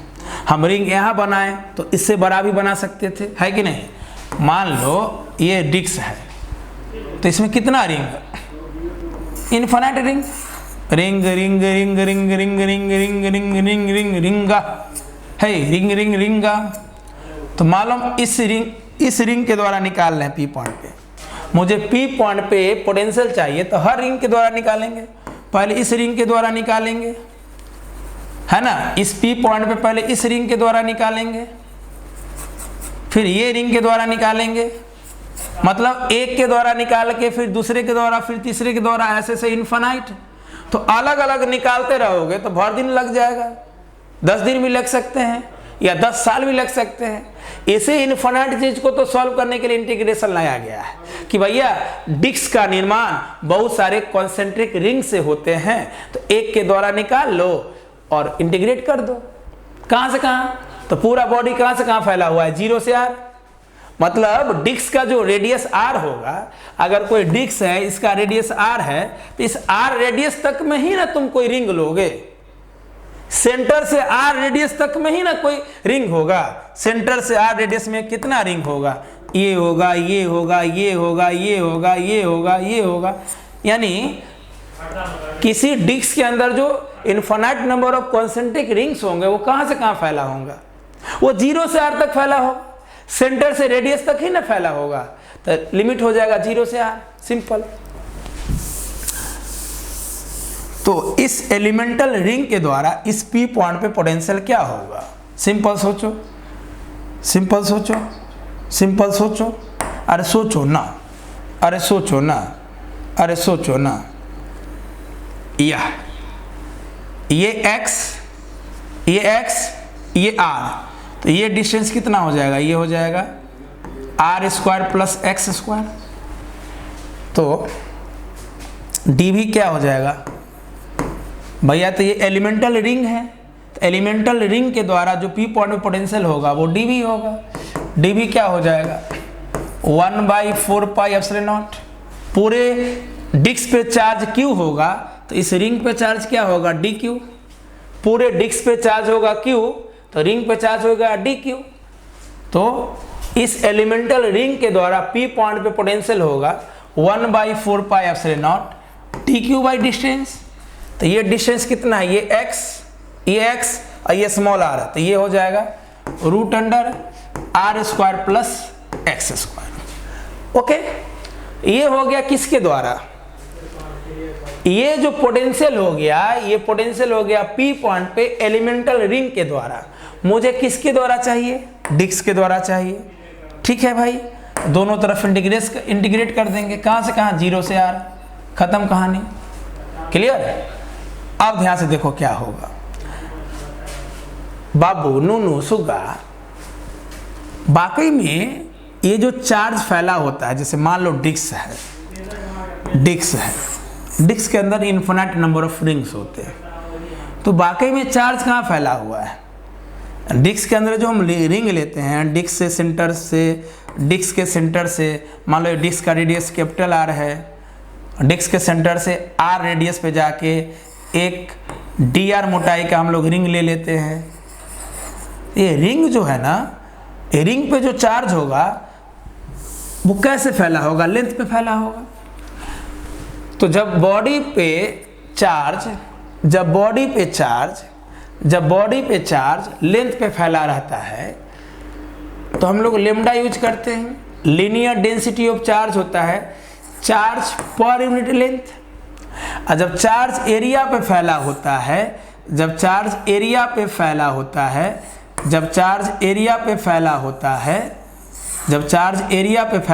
है तो हम लोग सिग्मा यूज करते हैं।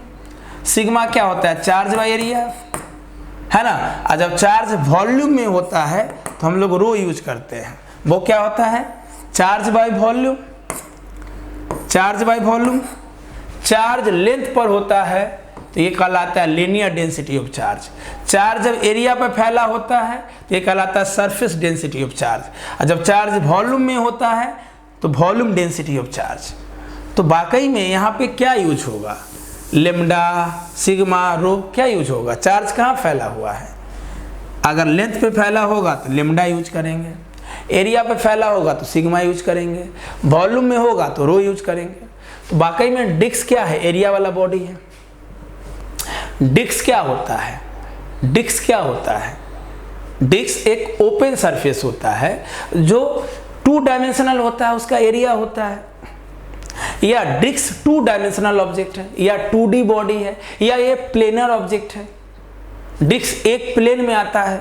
अब बताइए, कोई डिस्क को हम ना x के लॉन्ग रख सकते हैं ना y के लॉन्ग रख सकते हैं। डिस्क को कहीं भी रखोगे तो XY प्लेन दोनों छेकेगा।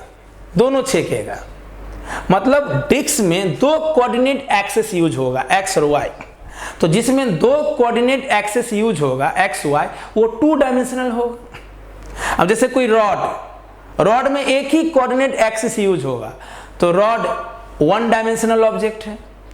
डिस्क और रिंग 2 डायमेंशनल ऑब्जेक्ट है, क्योंकि डिस्क और रिंग में क्या होगा, 2 कोऑर्डिनेट एक्सिस यूज होगा। अगर रिंग को यहाँ रखोगे इसमें x भी होगा y भी होगा। मतलब रिंग या डिस्क या सर्कुलर प्लेट या रेक्टेंगुलर प्लेट या स्क्वायर प्लेट, ये सब क्या होते हैं, ये सब प्लेनर ऑब्जेक्ट होते हैं। ये सब प्लेन में रहते हैं। प्लेन में रहने मतलब उसका 2 कोऑर्डिनेट एक्सिस होता है, x और y दोनों होता है। मतलब वो 2 डायमेंशनल होता है, मतलब वो प्लेनर ऑब्जेक्ट होता है। मतलब 2D बॉडी को डिफाइन करने के लिए 2 कोऑर्डिनेट एक्सिस का यूज होता है। क्लियर।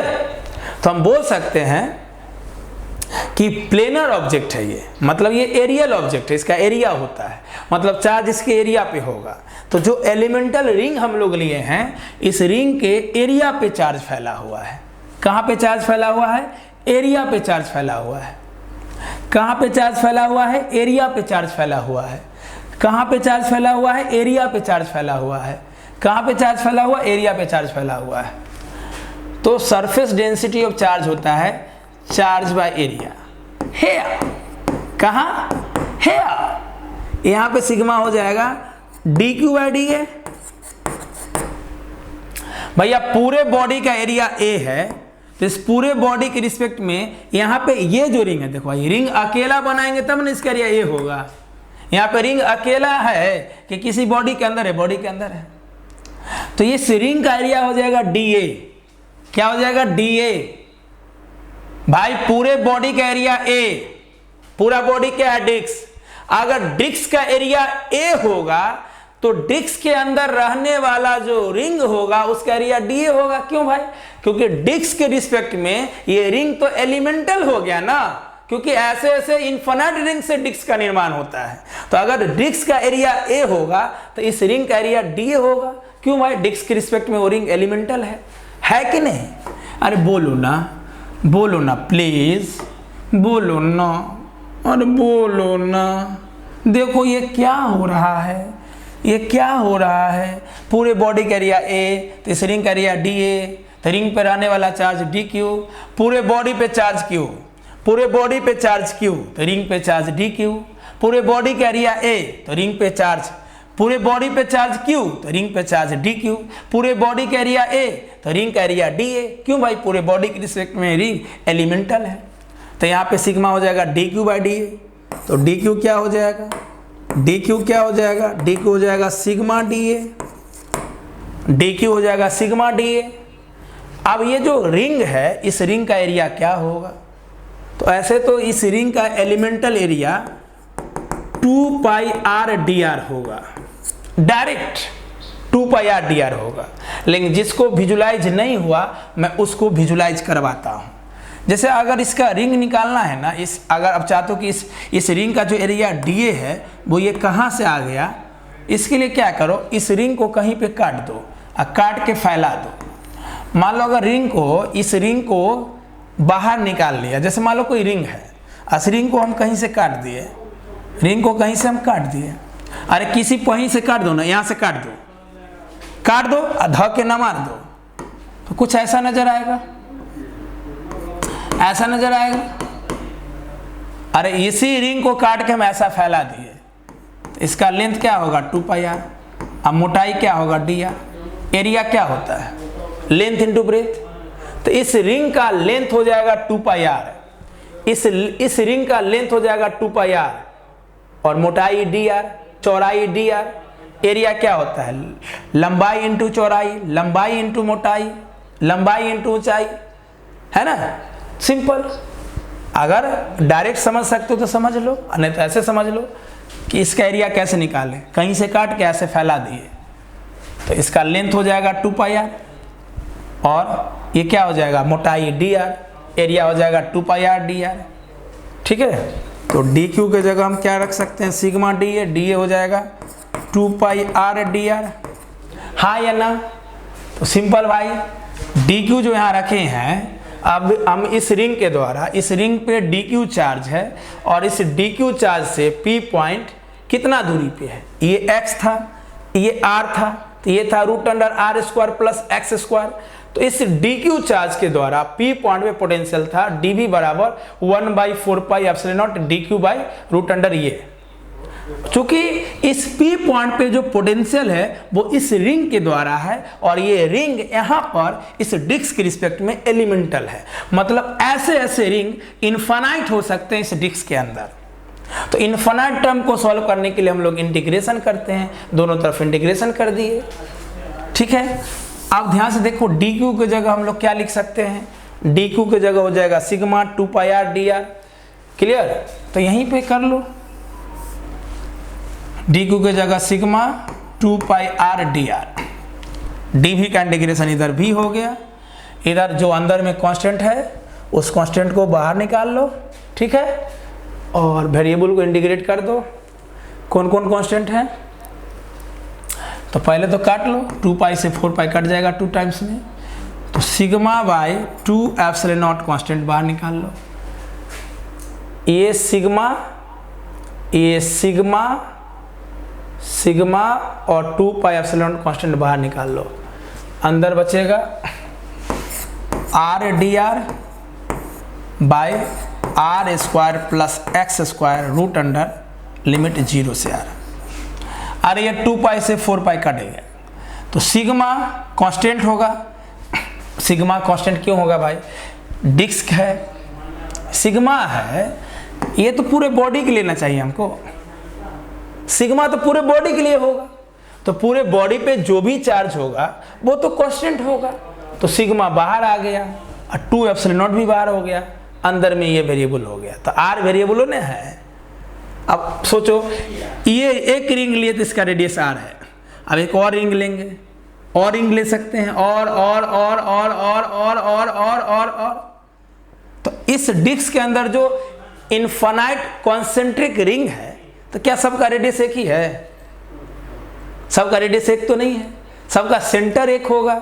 जितने भी इस डिस्क के अंदर कॉन्सेंट्रिक रिंग होंगे सबका सेंटर एक होगा, रेडियस तो एक होगा नहीं। तो ये वेरिएबल हो गया ना, इसलिए इसका इंटीग्रेशन होगा।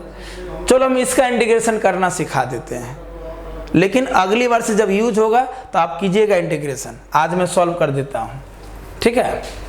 देखो इसको इंटीग्रेट करने का सिंपल तरीका क्या है, बहुत ही सिंपल तरीका मैं आपको समझा रहा हूँ। इतना का स्क्रीनशॉट लेना है तो ले लो, मैं आगे लिखूंगा। स्क्रीनशॉट लेना है यहाँ तक तो ले लो।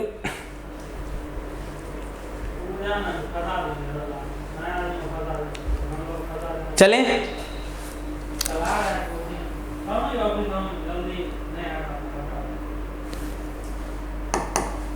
देखो integration R D R by root under are square plus x square का इंटीग्रेशन करना है ना। देखो यहाँ ब्रैकेट में हम सिखा रहे हैं, क्या करो, r square plus x square को कुछ भी मान लो जेड, तो जेड स्क्वायर मान लो, पहले भी करके दिखाए होंगे। इस टर्म्स को कुछ मान लो, नीचे वाला टर्म्स को r square plus x square को जेड स्क्वायर मान लो, टी स्क्वायर, पी स्क्वायर, पापा स्क्वायर, मौसा स्क्वायर, जो भी माने मान लो। दोनों तरफ डिफरेंशिएट करो, differentiate both sides. R square का डिफरेंशिएशन होता है 2r dr, और x तो कांस्टेंट है भाई। ये रिंग का रेडियस बदल सकता है, क्योंकि ऐसा रिंग इसमें इनफाइनाइट हो सकता है, और सब रिंग का रेडियस अलग अलग होगा। अब ये x तो ना बदलेगा, तो कांस्टेंट का डिफरेंशिएशन 0, और जेड स्क्वायर का डिफरेंशिएशन, चूंकि इसके बराबर जेड माने हैं, तो इसका डिफरेंशिएशन हो जाएगा 2z dz। तो ये 2 से 2 कट जाएगा, ये 2 से ये 2 कट जाएगा, तो इधर बचा r dr, इधर बचा z dz, ठीक है। अब आपके दिमाग में कंफ्यूजन हो सकता है किसी को कि सर ये तो सुने कि आर स्क्वायर का डिफरेंशिएशन 2r होता है, अब dr का लगा देते हैं। तो बाबू अगर आर स्क्वायर का डिफरेंशिएशन dr में होगा तब आंसर होगा 2r। Differentiation of r square with respect to r है ना, dr स्क्वायर बाई dr, ये हुआ डिफरेंशिएशन का फॉर्म, आपको मालूम होगा। आर स्क्वायर का डिफरेंशिएशन आर में होगा तब आंसर होगा 2r। हम सीधे बोलेंगे आर स्क्वायर का डिफरेंशिएशन किसी के रिस्पेक्ट में नहीं, आर स्क्वायर का डिफरेंशिएशन आर के रिस्पेक्ट में 2r होगा, क्लियर। लेकिन हम सीधे बोलेंगे आर स्क्वायर का डिफरेंशिएशन किसी के रिस्पेक्ट में नहीं, तब होगा 2r dr, क्लियर। इसलिए dr लग जाता है, क्लियर। तो जब भी ऐसा इंटीग्रेशन सॉल्व करना हो तो नीचे वाला टर्म्स को कुछ मान लो, दोनों तरफ डिफरेंशिएट करो। तो जब तुम डिफरेंशिएट करोगे ना तो बहुत ही सुंदर वाक्य देखने को मिलेगा। क्या देखने को मिलेगा कि आर डी आर क्या हो गया, Z D Z, are D are Z D Z. अब इसे इजी हो गया, v बराबर sigma by 2 epsilon not integration 0 से r। हम आर डी आर के जगह जेड डी जेड लिख दें तो आसान नहीं हो जाएगा? कहोगे कैसे सर, आर डी आर के जगह जेड डी जेड लिख दिए, ई कहाँ गया? तो अरे बेवकूफ, इसको क्या मान लिए है ना, इसी को तो जेड मान लिए हैं, इसके जगह जेड स्क्वायर, तो root under are square plus x square हो जाएगा जेड स्क्वायर। तो रूट अंडर जेड स्क्वायर से बाहर जेड आएगा, जेड से जेड कट जाएगा, देखो इजी हो गया। अरे ये पूरा r square plus x square को जेड स्क्वायर माने हो ना, तो अगर अंदर जेड स्क्वायर होगा तो रूट अंडर जेड स्क्वायर से बाहर जेड आएगा, तो जेड से जेड कट जाएगा। अब इजी हो गया कि नहीं हो गया? इजी बोलो, अब इजी हो गया कि नहीं हो गया? तो v बराबर सिग्मा बाई 2 एप्सिलॉन नॉट, अंदर बचा सिर्फ dz इंटीग्रेशन 0 से r। क्लियर? v बराबर सिग्मा बाई 2 एप्सिलॉन नॉट। अब देखो लिमिट है r में, इंटीग्रेशन है z में, तो dz का इंटीग्रेशन पहले z तो कर लो, अपने आप समझ में आ जाएगा। dz का इंटीग्रेशन z, लिमिट 0 से r, तो सिग्मा बाई 2 एप्सिलॉन नॉट। अब सोचो हमको कहां से कहां चाहिए? इंटीग्रेशन 0 से r, मतलब किसका चाहिए? किसका चाहिए? पोटेंशियल। इस P पॉइंट पे पोटेंशियल किसके द्वारा चाहिए? इस P पॉइंट पे पोटेंशियल किसके द्वारा चाहिए? इस डिस्क के द्वारा चाहिए। और डिस्क का रेडियस कैपिटल R है कि स्मॉल r है? डिस्क का रेडियस कैपिटल R है, स्मॉल r तो रिंग का रेडियस है। तो ध्यान से देखो कैसे होगा, कैसे लिमिट पुट करेंगे। सोचो अगर r के जगह कैपिटल R हो जाएगा तो z का वैल्यू क्या होगा? देखो ध्यान से, अगर इस स्मॉल r के जगह कैपिटल R हो जाएगा तो z का वैल्यू क्या होगा? r square plus x square बराबर z स्क्वायर। अगर हम स्मॉल r के जगह कैपिटल R पुट करें, या क्यों नहीं कैपिटल R पुट करेंगे यार? हमको रिंग के द्वारा थोड़ी P पॉइंट पे पोटेंशियल निकालना था, डिस्क के द्वारा निकालना था। डिस्क का रेडियस r है, तो भाई स्मॉल r के जगह हमको कैपिटल R करना पड़ेगा। तो अगर स्मॉल r के जगह कैपिटल R करेंगे, स्मॉल r के जगह कैपिटल R करेंगे, तो ये हो जाएगा r square plus x square बराबर z स्क्वायर। तो यहाँ से z क्या हो जाएगा? z क्या हो जाएगा? इस स्क्वायर को इधर लाओगे तो क्या हो जाएगा? Root under. तो सिंपल सिंपल। अगर हम इस इक्वेशन में स्मॉल r के जगह कैपिटल R रखेंगे, स्मॉल r के जगह कैपिटल R रखेंगे, तो z का वैल्यू ये हो जाएगा। तो जहां पर लिमिट कैपिटल R दिख रहा है ना बाबू, जहां पर लिमिट अब कैपिटल R दिख रहा है, अब कैपिटल R की जगह लिमिट ये हो जाएगा, है ना? क्या हो जाएगा लिमिट? क्योंकि इंटीग्रेशन z में आ गया ना, तो लिमिट भी z में होना चाहिए। ठीक है, तो ध्यान से देखो, एक बार लिमिट पहले क्या था? लिमिट था 0 से r, लिमिट था 0 से r। तो एक बार इस इक्वेशन में स्मॉल r के जगह कैपिटल R करेंगे तो z इतना होगा।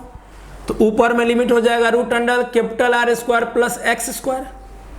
ओके, अब सोचो, तो कैपिटल R के जगह ये लिमिट हो गया, क्योंकि इंटीग्रेशन z में आ रहा है, इसलिए z में बदले हम लोग, हाँ या ना?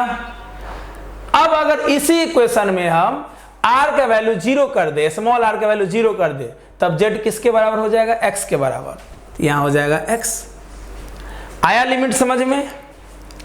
लिमिट आया समझ में? कैसे चेंज किए? अरे भाई पहले लिमिट 0 से r था, तो लिमिट 0 से r तब होता ना जब इंटीग्रेशन dr में होता। अब तो हम इस चीज को z मान लिए, तो अगर हम इंटीग्रेशन के अंदर चीजें z मान लिए तो लिमिट भी z में होना चाहिए। तो 0 से r जो लिमिट है ना, इसका यूज हम लोग कैसे करेंगे? जो लिमिट 0 से r है, एक बार क्या करोगे, इस इक्वेशन में स्मॉल r का वैल्यू 0 करोगे। अगर स्मॉल r का वैल्यू 0 करोगे तो z x के बराबर हो जाएगा, और स्मॉल r का वैल्यू कैपिटल R के बराबर करोगे तो z का value root under r square plus x square हो जाएगा। कुछ नहीं करेंगे, जो लिमिट 0 से r था उस लिमिट को यहां पे बैठा देंगे।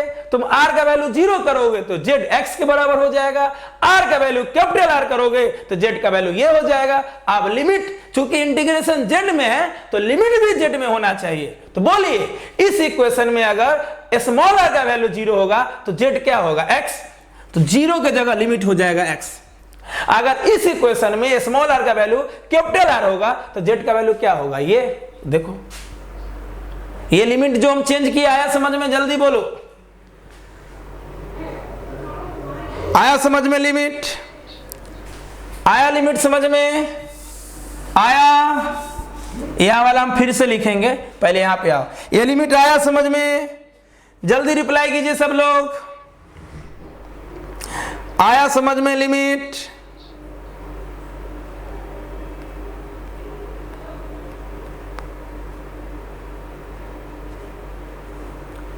आया? जल्दी बताइए सब लोग, जल्दी। थोड़ा थोड़ा कहाँ पे दिक्कत हुआ यार, कहाँ पे दिक्कत हुआ बोलो। मैं शुरू से समझा रहा हूँ यार, थोड़ा थोड़ा में तब तो आगे आपको दिक्कत हो जाएगा दूसरे चैप्टर में।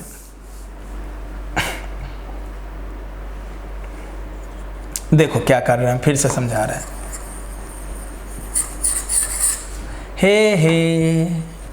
हे ठीक है, देखो ध्यान से, हमको इसको सॉल्व करना है, इस सॉल्व करना है। तो v बराबर सिग्मा बाई 2 एप्सिलॉन नॉट। अब ये 2 है, 2 मेरा 2 और z कभी कभी एक जैसा लगता है, कंफ्यूज मत होना। इसको इंटीग्रेट करने का सिंपल तरीका, नीचे वाला को कुछ मान लो, तो are square plus x square को हम लोग जेड स्क्वायर मान लिए। मानने के बाद दोनों तरफ डिफ्रेंशिएट कर दो, तो आर स्क्वायर का डिफ्रेंशिएशन हो जाएगा 2r dr। x कांस्टेंट है तो x का डिफ्रेंशिएशन 0, जेड स्क्वायर का डिफ्रेंशिएशन 2z dz, 2 से 2 कट गया तो r dr z dz के बराबर हो गया। अब बोलो क्या हो सकता है, लिमिट r dr के जगह z dz लिख सकते हैं या नहीं? बिल्कुल, r dr के जगह z dz, नीचे root under are square plus x square, तो are square plus x square को हम लोग जेड स्क्वायर बोलते हैं, तो लो जेड स्क्वायर लिख दिए। और ये अलग बात है कि root under z square z बन जाएगा, है ना, हो गया, जेड से जेड कट भी गया। चलो अगर जेड से जेड कट, अब अंदर बचे क्या, डी जेड बचा, जेड से जेड कट गया तो अंदर क्या बचा, डी जेड टी जेड। अब सोचो इंटीग्रेशन है जेड में और लिमिट रहेगा आर में, अच्छा लगेगा? लिमिट भी तो जेड में होना चाहिए। तो देखो ध्यान से क्या होगा, ये जो इक्वेशन है ना r square plus x square,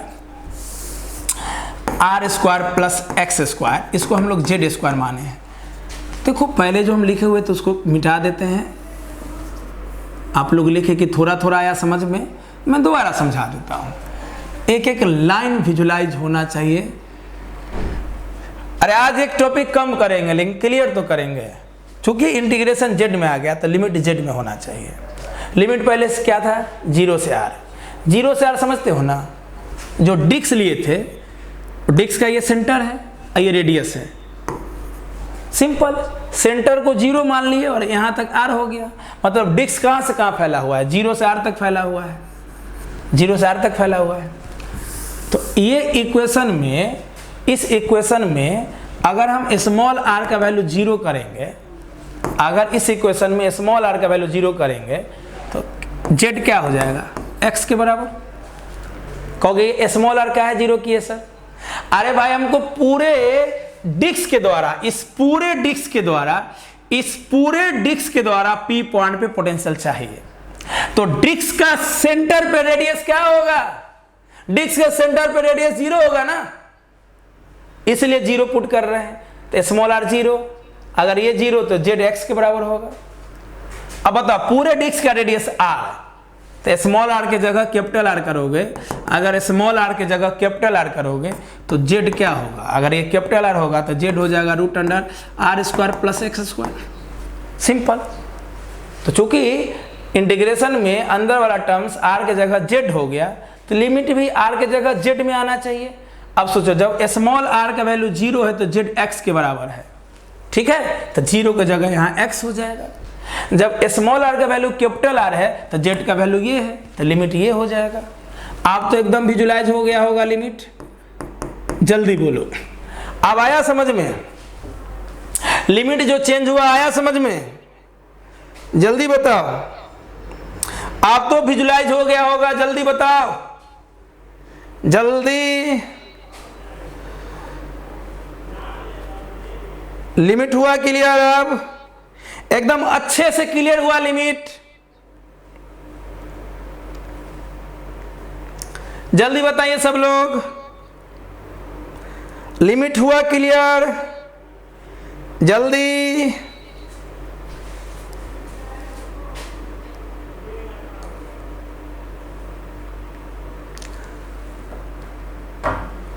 okay, अब जब क्लियर है तो बस आ गया आंसर, है ना। इसको रहने देते हैं, आप लोग को जरूरी पड़ेगा, हम इधर सॉल्व कर लेते हैं। तो v बराबर सिग्मा बाई 2 एप्सिलॉन नॉट, अंदर बचा है dz, अंदर बचा है dz, ठीक है। यहाँ से यहाँ लिखते हैं b बराबर सिग्मा बाई 2 एप्सिलॉन नॉट, अंदर बचा है dz का इंटीग्रेशन z, लिमिट है x से root under are square plus x square. बस बारी बारी से ले आओ अंदर, तो b बराबर हो जाएगा सिग्मा बाई 2 एप्सिलॉन नॉट, एक बार ऊपर वाला आएगा एक बार नीचे वाला आएगा, तो root under are square plus x square minus x, यही होगा लिमिट। तो डिस्क के द्वारा उसके सेंटर से P पॉइंट पे जो पोटेंशियल आया वो पोटेंशियल आया sigma by 2 epsilon naught bracket root under are square plus x square minus X, जहां sigma surface density of charge है। मतलब डिस्क के सरफेस पे जो चार्ज है वो निकालने के लिए सिग्मा का हेल्प लेना पड़ेगा। सिग्मा क्या होता है? Charge by area, simple. तो चार्ज हो जाएगा सिग्मा इंटू एरिया, और 2 epsilon naught constant, r radius, x हो गया सेंटर से डिस्टेंस। पूरा झक क्लियर। तो इसको मेथड 1 लिख लो, मेथड 2 भी बता देते हैं, मेथड 2 भी हम बता देते हैं। क्लियर? यहां मेथड 1 कर लो, ये मेथड 1 हो गया। मेथड 2 में हिंट दे देते हैं, इंटीग्रेशन कर लेना। चलें आगे, चलें आगे।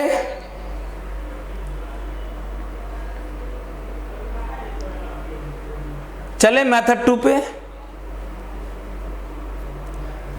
चलो मेथड 2 से पहले कुछ पॉइंट और कुछ ग्राफ देख लेते हैं, फिर मेथड 2 पे आते हैं, है ना।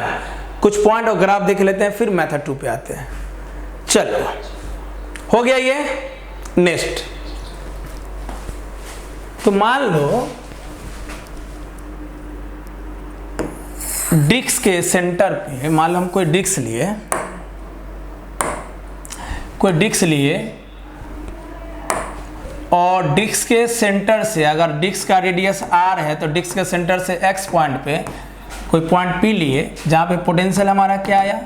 Sigma by 2 epsilon naught, sigma by 2 epsilon naught bracket root under are square plus x square minus x. ठीक है, तो यहाँ से दो केस बनाते हैं। Case 1, at the centre, at the centre क्या होगा? डिस्क के सेंटर पे क्या होगा पोटेंशियल? ये तो डिस्क के सेंटर से x डिस्टेंस पे ना पोटेंशियल है, बताइए डिस्क से सेंटर पे क्या होगा? तो अगर एट द सेंटर पूछेगा, इसका मतलब क्या हो गया? एट द सेंटर मतलब पुट x बराबर 0। अरे भाई पहले पोटेंशियल आप यहाँ निकाल रहे थे, अब आपको यहाँ निकालना है, तो इसको 0 करो। इस फॉर्मूला में x को 0 करोगे तो क्या होगा? ये 0 तो ये भी 0, रूट अंडर आर स्क्वायर का वैल्यू r, तो पोटेंशियल एट सेंटर हो जाएगा sigma r by 2 epsilon not. Clear?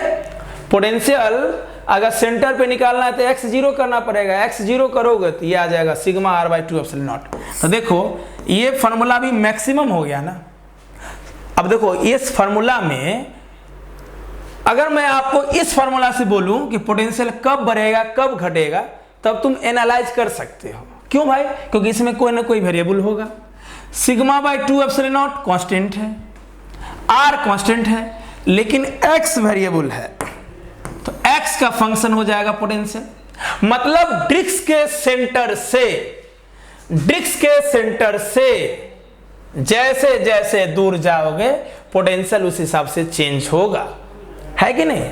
मतलब इस फार्मूला में पोटेंशियल चेंज हो सकता है क्योंकि x वेरिएबल है, x वेरिएबल है, x के चेंज होने से पोटेंशियल चेंज हो सकता है।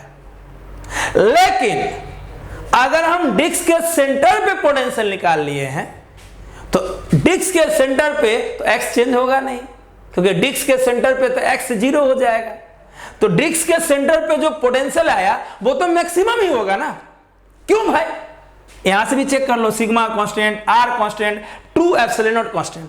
तो किसी फार्मूला में अगर सब कुछ कांस्टेंट रहे तो फार्मूला यानी जिसका फार्मूला है वो मैक्सिमम हो जाएगा। तो ये मैक्सिमम पोटेंशियल है। क्योंकि इस फॉर्मूला में सब कांस्टेंट है। Maximum potential at the centre of a charged disc. खत्म कहानी। तो ये हो गया केस 1। केस 2, मान लो जिस पॉइंट पर पोटेंशियल चाहिए उस पॉइंट का डिस्टेंस सेंटर से डिस्क के रेडियस से बड़ा हो, मतलब ये x इतना इतना इतना बड़ा हो, तो क्या होगा? मतलब डिस्क के सेंटर से जिस पॉइंट पर पोटेंशियल चाहिए, डिस्क के सेंटर से वो पॉइंट इतना दूरी पे हो, इतना दूरी पे हो कि उसके रिस्पेक्ट में डिस्क का रेडियस बहुत छोटा हो जाए। तो ध्यान से देखो तो इस केस में डिस्क कैसा नजर आएगा। मान लो कोई डिस्क है और उस डिस्क पे चार्ज है और डिस्क के सेंटर से तुम बहुत दूरी पे चला गया, मतलब डिस्क के डायमेंशन से, डिस्क के रेडियस से तुम बहुत दूरी पे हो, तो उस दूरी से डिस्क एक पॉइंट चार्ज की तरह बिहेव करेगा, पॉइंट चार्ज की तरह बिहेव करेगा। तो इस केस में जो पोटेंशियल हो जाएगा, इस केस में वो सिंपल हो जाएगा 1/4 pi epsilon nought Q by x, ये हो जाएगा। क्योंकि तुम इतना ना दूरी पे चला गया है कि उस दूरी से अगर उस डिस्क को देखोगे तो पॉइंट चार्ज की तरह बिहेव करेगा। और पहले भी हम आपको पॉइंट ऑब्जेक्ट, पॉइंट चार्ज का डिफिनेशन बता दिए हैं कि बॉडी का डायमेंशन से डिस्टेंस बड़ा हो, मतलब जिस डिस्टेंस पे तुम फील्ड निकाल रहे हो, या जिस डिस्टेंस पे आप फोर्स निकाल रहे हो, या जिस डिस्टेंस पे आप पोटेंशियल निकाल रहे हो, या जिस डिस्टेंस से बॉडी को एब्जॉर्ब कर रहे हो, वो डिस्टेंस बॉडी के डायमेंशन से, बॉडी के शेप साइज के, बॉडी के रेडियस से बड़ा हो, तो body behaves like a point object. और जब बॉडी पॉइंट ऑब्जेक्ट है और उस पर चार्ज है तो पॉइंट चार्ज, और पॉइंट चार्ज का फॉर्मूला क्या होता है? पॉइंट चार्ज के द्वारा पोटेंशियल क्या होता है? 1/4 pi epsilon nought Q by distance, distance x होगा। आया समझ में? कर लो नोट। आया समझ में? और लेक्चर के लास्ट में एक बहुत ही सुंदर सा एग्जांपल मैं आपको दूंगा, सब लोग बना के मेरे व्हाट्सएप पे भेजोगे, ठीक है? चलें नेक्स्ट। ग्राफ क्या होगा इसका? ग्राफ क्या होगा? सिंपल, पोटेंशियल मैक्सिमम होता है डिस्क के सेंटर पे। तो मान लो ये डिस्क का सेंटर है और इस सेंटर को मानते हुए कि डिस्क ड्रॉ करो।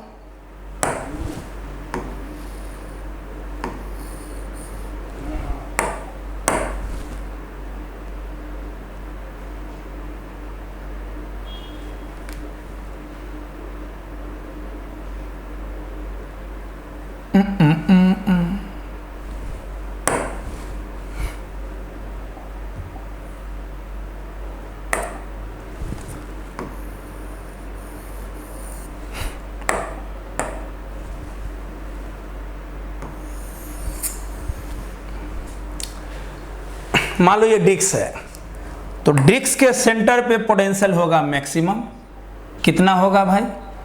अभी ना लाए हैं, यहाँ पे पोटेंशियल है सिग्मा आर बाई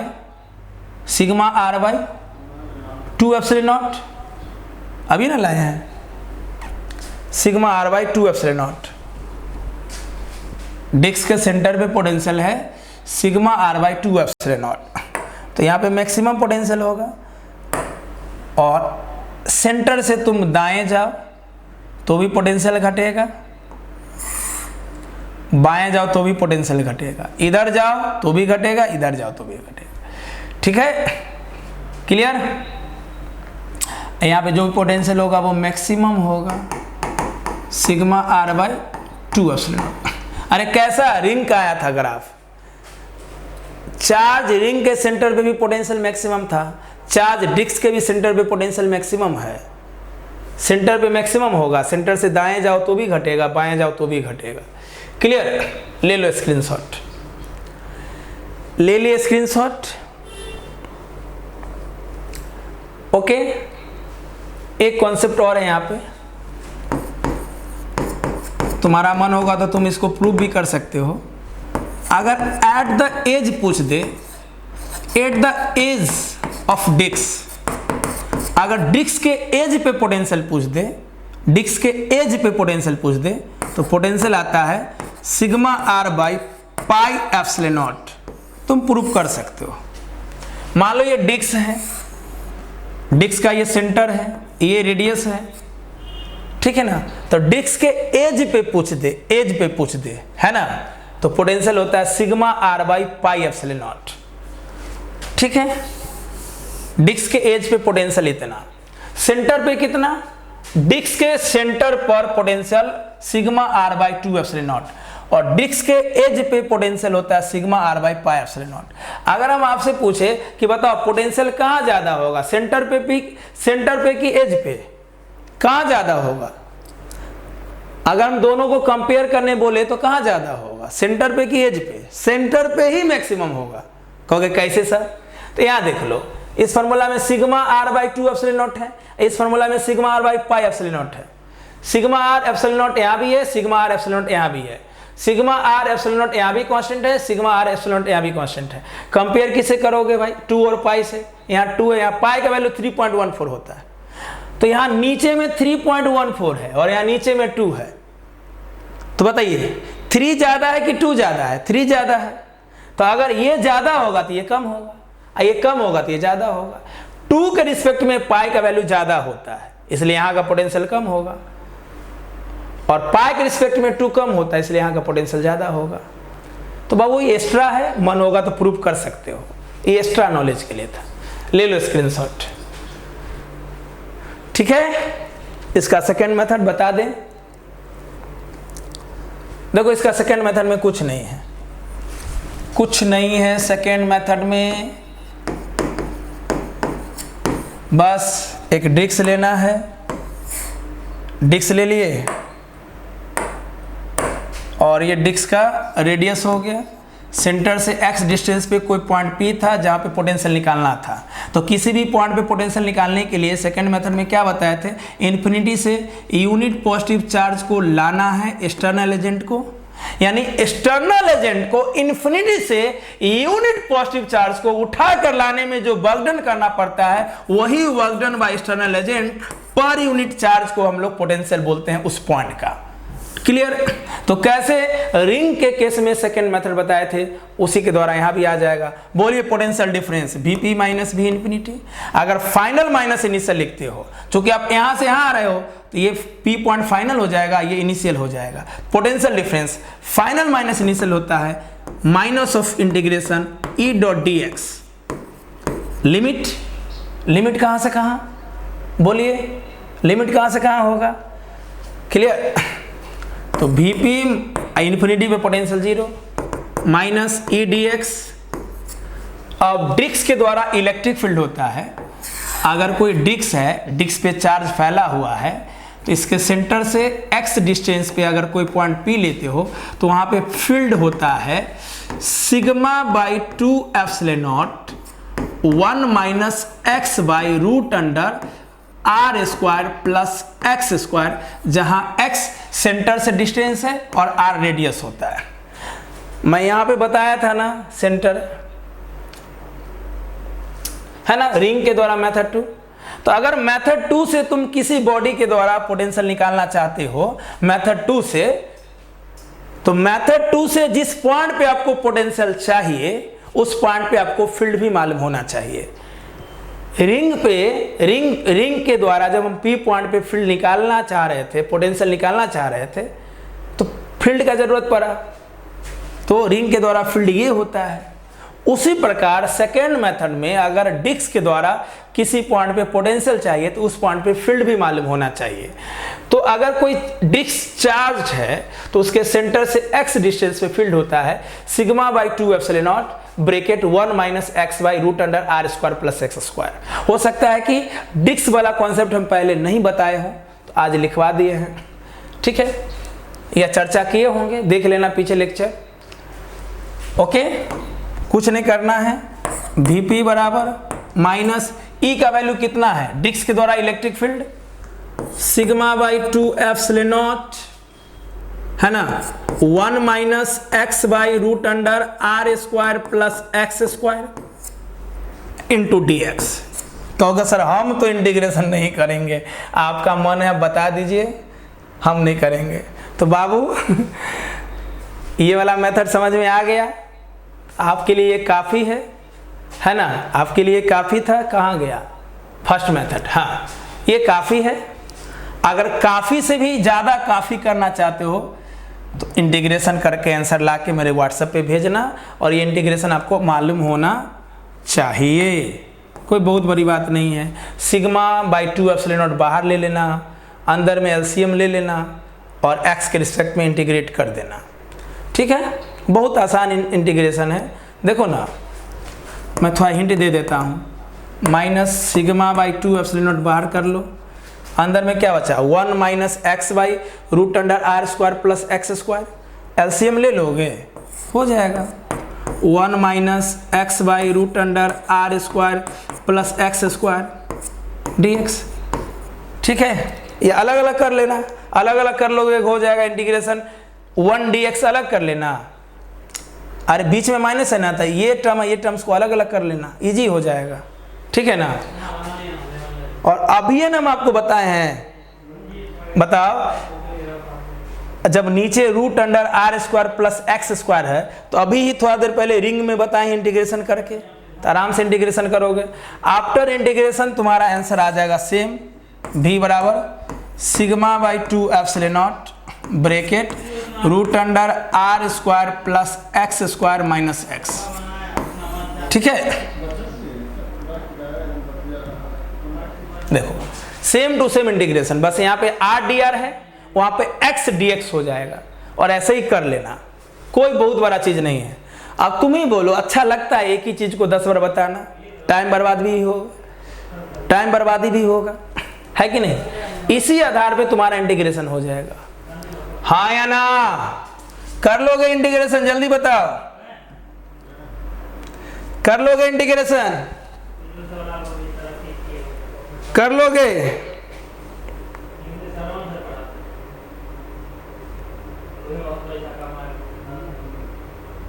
कर लोगे इंटीग्रेशन?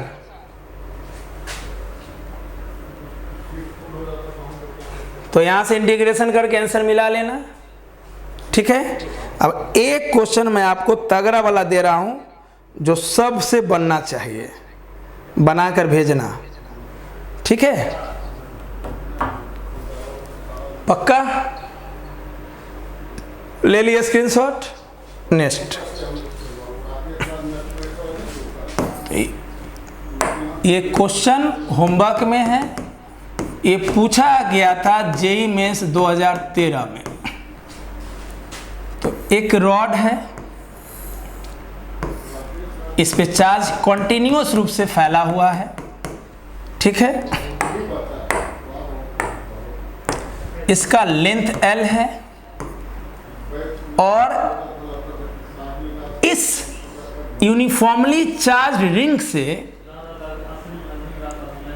कोई पॉइंट O लिया गया, जो O पॉइंट भी यहां से L दूरी पे ही है।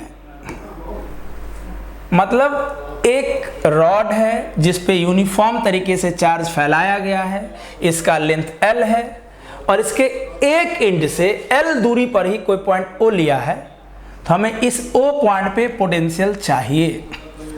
Find electric potential, find electric potential eight point O। आराम से बना लेना, यहाँ से x दूरी पे जाके एक एलिमेंटल सेक्शन ले लेना dx, उसके द्वारा निकाल लेना पोटेंशियल, इंटीग्रेट कर देना, आंसर आ जाएगा। क्या मैं आंसर लिख दूं?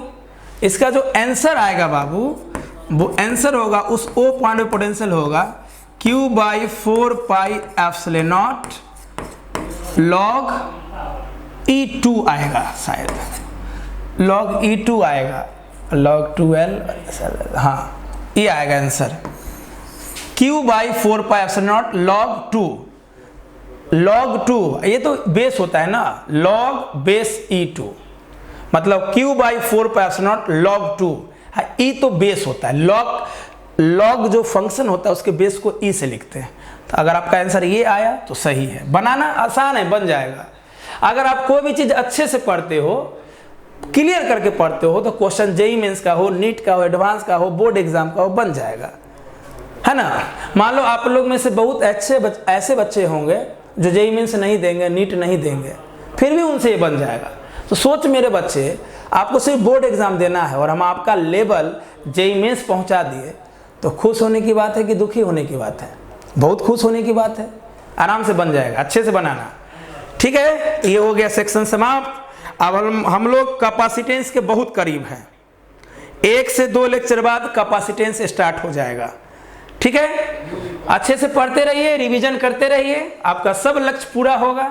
जितना भी सपना सोचे हो सब पूरा होगा, अगर मन से, दिल से रिवीजन करते हुए पढ़ते हो, रेगुलर पढ़ते हो। तब मिलते हैं नए एनर्जी से, नए उत्साह और नए सोच के साथ अगले लेक्चर में। आपका बहुत बहुत धन्यवाद।